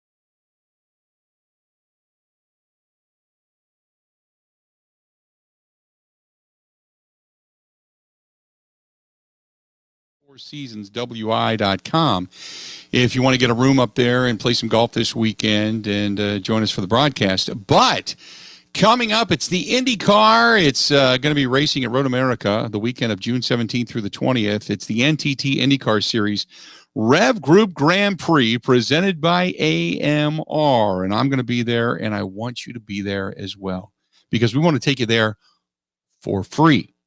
Go to THE Bill Michaels, MICHAELS.com right now. TheBillMichaels.com, and you can register to win. We can't take everybody, so we're going to take as many as we can. I think we got like 60 spaces. So what we want to do is we want to set you up with race tickets, camping, a campsite, tailgate party. Now, if you can't do the camping thing, that's okay. You can still come to the race, still tailgate with us. I'll tell you what time the tailgate party will be that day when you pick up your tickets. But we're going to set you with race tickets, campsite, tailgate party for you and 5, count them 5, 1, 2, 3, 4, 5 of your friends. And we're going to down some beer brats. We're going to down some beverages, some beers. And it's all from our friends at Quick Trip. We've got ribs on a stick from our buddy Paul Roberts at Roberts Specialty Meats over in Waukesha. And it is also brought to you by when we debut the brand new Kunes RV Big Unit Cruiser. Kunes, Kunes, Kunes RV Big Unit Cruiser. Cannot wait. It's going to be a fun time. And if you're looking for an RV or something to even rent, you can call our friends at Kunes, Kunes, Kunes RV, and check it out. It's going to be awesome. The NTT IndyCar Series Rev Group Grand Prix presented by AMR, June 17th through the 20th. It's coming up in about 5 weeks, and you can get the complete event details and everything. Enter for your TheBillMichaels.com. That is TheBillMichaels.com. TheBillMichaels, MICHAELS.com. Tickets, camping, tailgating with myself and everybody else from our friends at Quick Trip, Road America, Kunes RV, and our friends at Bud Light. It's going to be a terrific, terrific time. We're going to have some fun. Some serious, serious fun. Good stuff. 877-867-1670, 877-867-1670. If you want to find us, go ahead and give us a shout. Let's go to Kurt. Kurt, welcome to the program, The Bill Michaels Show. What's going on, man? Hey, Bill. How you doing today, man? I am doing well. What's up?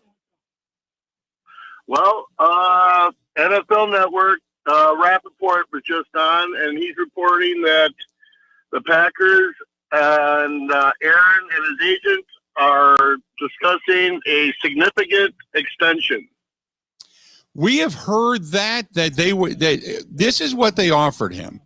From what I understand, originally they only offered him a year, and he said, no, I don't want that. And now they're talking about additional 5 years on that contract. So I'm hoping you are 100% correct in that they're going to work this out. And plus, it becomes incredibly cap friendly. Therefore, they can add some additional free agents to this thing. And I know Devontae Adams was on, I think, Colin Cowherd's show, saying that a lot of guys in the locker room are 100% behind Aaron Rodgers. And so we'll see if all this pans out. But I hope you are correct. You and me both. I think most Packer Nation is. Yes. I think all of us are kind of waiting for this thing to break. Appreciate the phone call. Yeah, Ian Rappaport, which, by the way, Ian Rappaport was one of the guys that basically backed up Paul Allen. And when the story broke a couple of weeks ago, Thursday, about the San Francisco deal and the thing going on with Aaron Rodgers, he was one of the good guys that broke that and kind of backed it up.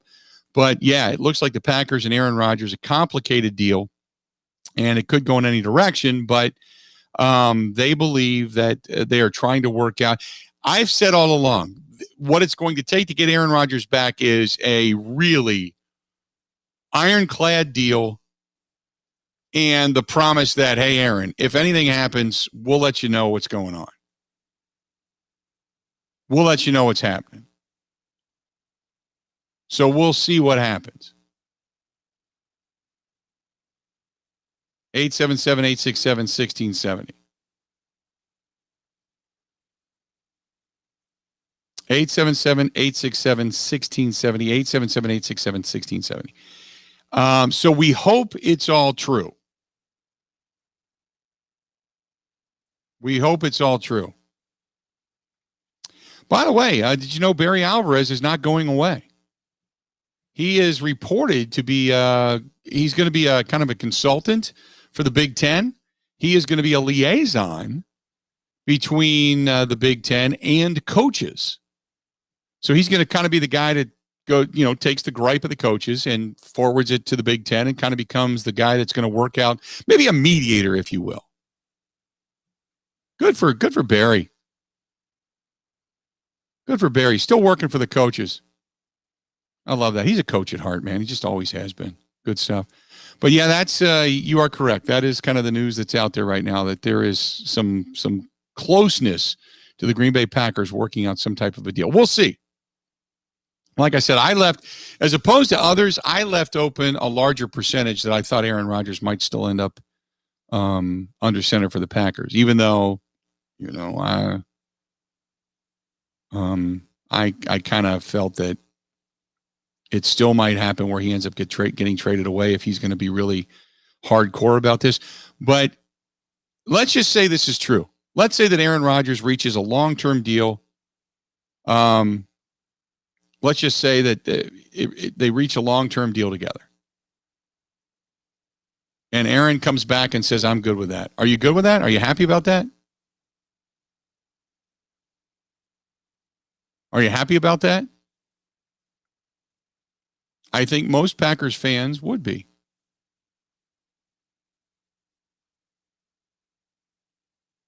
Again, the Colin Cowherd show, Devontae Adams goes on there and says that he's on Team Rodgers, and that I do like the fact that he said he sacrificed his life for the team. I don't, unless you mean his playing life. I don't think it's a life or death situation, but you know what I'm talking about. 877-867-1670, 877-867-1670. Let's do this. We'll step away. We'll take a quick break. We'll come back, and we'll get on with the final segment of the show. I wish there was like breaking news during the show that we could give you that Aaron Rodgers has indeed signed a long-term deal, but at least according to Ian Rappaport, and he just basically says, look, there is a complicated relationship with the Green Bay Packers. We'll see if it actually happens. And Sam, you bring up a really good point we'll deal with when we come back. More of the Bill Michaels Show next. Covering Wisconsin sports like a blanket. This is the Bill Michaels Show on the Wisconsin Sports Zone Radio Network. How we looking? Bill Michaels here for the Four Seasons Island Resort in Pembine, Wisconsin. And I've got to tell you, when I want to get away for a long weekend, I head to the Four Seasons Island Resort. It's Northeast Wisconsin's best-kept secret, and the amenities include a 9-hole golf course, indoor saltwater swimming pool, sauna, whirlpool, tennis courts, basketball, horseshoe pits, volleyball, and when you're hungry, choose from the Boundary Water Sports Bar and Grill, Lily's Ice Cream Parlor, or fine dining in the Diamond Room. How about all of that? All Marinette County ATV and UTV trails are wide open this year. Guided waterfall tours as well. It's tucked into the North Woods of Wisconsin. The Four Seasons Island Resort is located on the Muscano Island and surrounded by the beautiful Menominee River, which divides Wisconsin and the UP of Michigan. An island you can actually drive to. How about that? It's simply gorgeous there. Whether it's a romantic weekend for two, a golf weekend with the boys, or an adventure weekend for the entire family, Four Seasons Island Resort is a place to go. Book your getaway today at thefourseasonswi.com. That's thefourseasons, FOURWI.com, and make sure you tell them Bill Michaels sent you.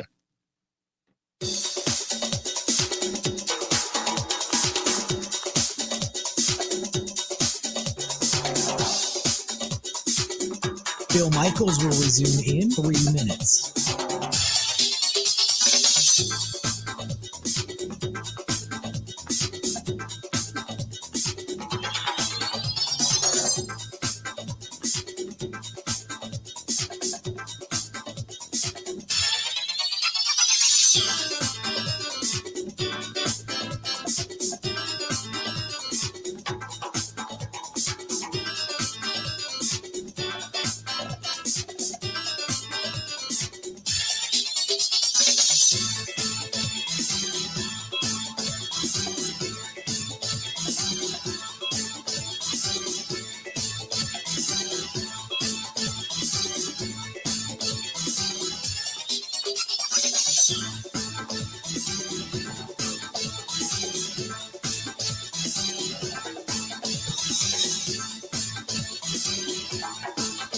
Bill Michaels will resume in 2 minutes.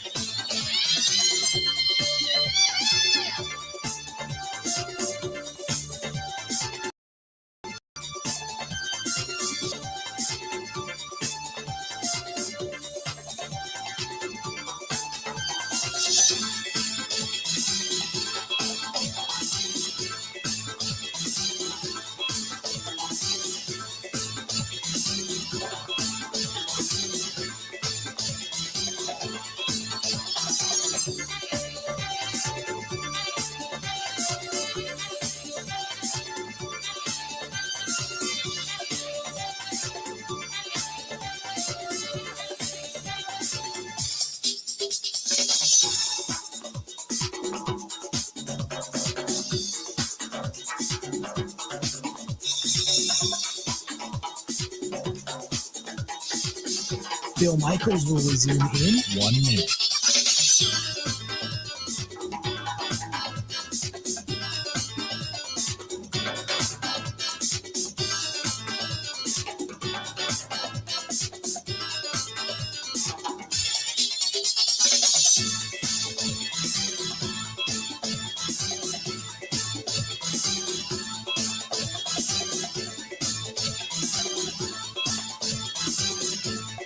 Bill Michaels will resume in 30 seconds.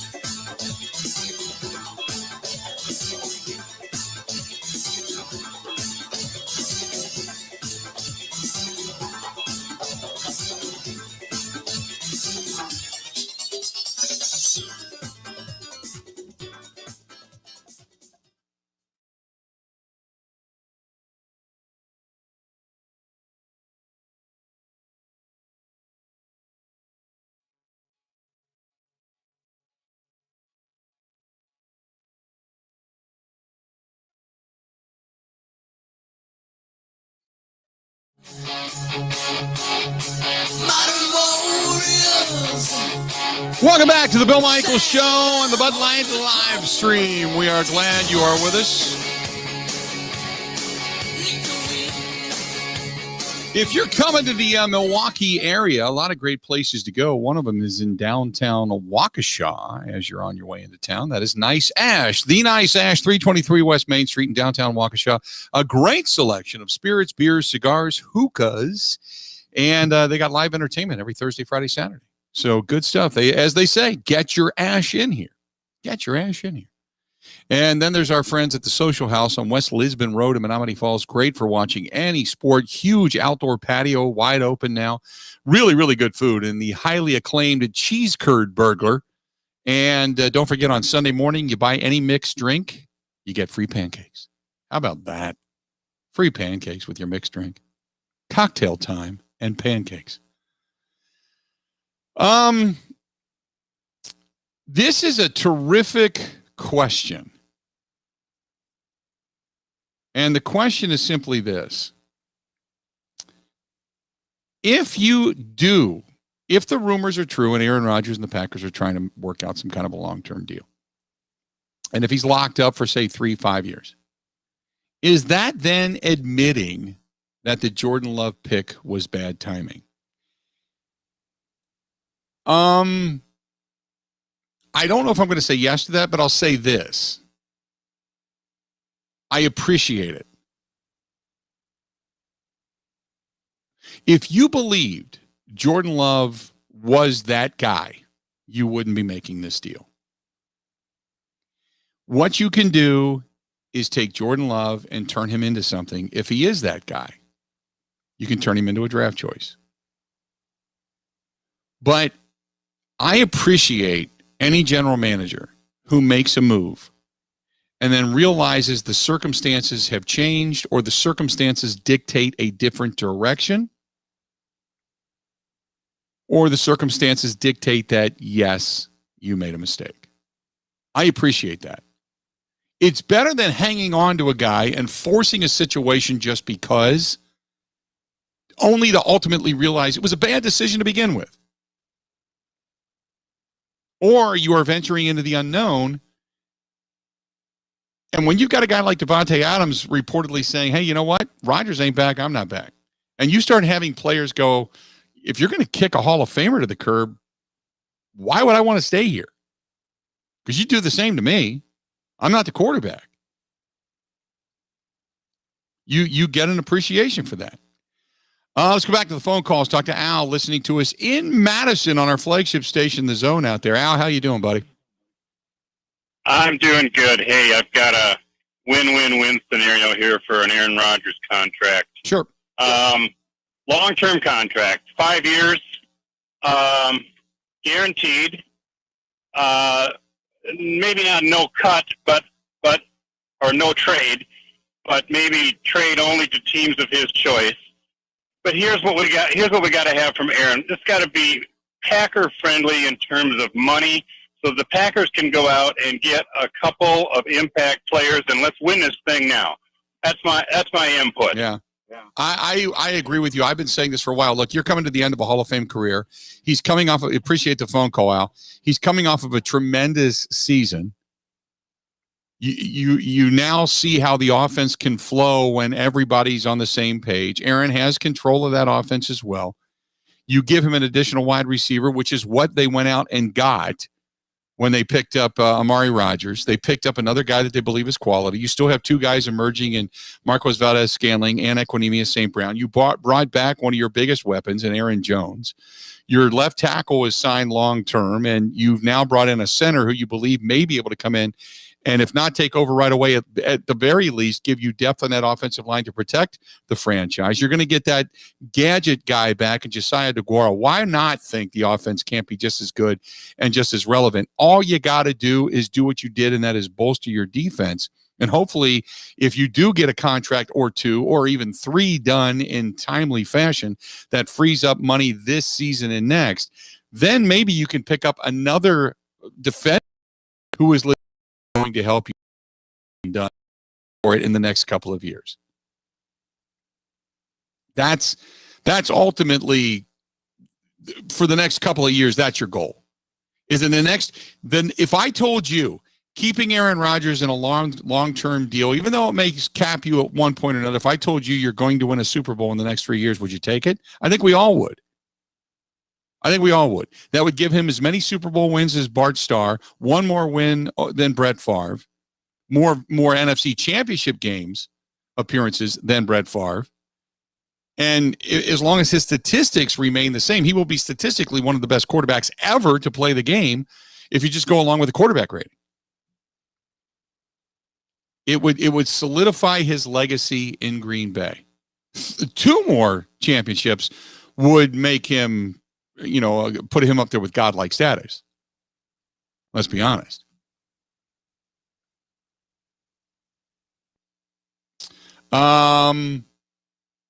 Jeff said a couple of weeks ago, my buddy went to Vegas and the Packers' odds to win the Super Bowl were 8-1. It went to 16-1. I told him to take it. I would too. It's been a tumultuous offseason, but I can already hear the story at the end of the season being, Aaron Rodgers comes back. They bury the hatchet. The olive branches are extended. There is peace in the family. Matt LaFleur and Aaron Rodgers continue to thrive in the third year of this offense. Big season for Devontae Adams, who signs his new deal, blah, blah, blah. They bring in a couple extra pieces. And next thing you know, they're off to a Super Bowl. And the story is, in an offseason in which Aaron Rodgers looked to be out the door, not only is he not out the door, but the Green Bay Packers and Aaron Rodgers have won a Super Bowl. And God, it would be great because they would do it in L.A. It would be written for Hollywood because that's where the Super Bowl is this year, out at the new SoFi Stadium. Think about that. That'd be just badass in so many different levels. Coming up tomorrow on the program, we're going to recap the Bucks taking on the San Antonio Spurs, back at it tomorrow night against Orlando. Start to preview the Brewers and the Cardinals series. As you got a big one coming up, as the Brewers looking to keep on the winning ways as they got 2 in a row under their belt. And they're sitting a couple of games behind St. Louis right now. And also tomorrow we'll preview a little bit what's going to go on in the Bud Light live stream on the Happy Hour live stream up at Road America tomorrow night. I am now off to Elkhorn, where I am going to go and hopefully get the first glimpse at the brand new big unit cruiser. That's it. How about that? So until you and I get at it again tomorrow, and hopefully by then we're even talking about a more prevalent rumor that is Aaron Rodgers and the Green Bay Packers are closing in on a long-term deal. That would be terrific news to discuss tomorrow. Keep that in the back of your hat because we may pull that to the forefront.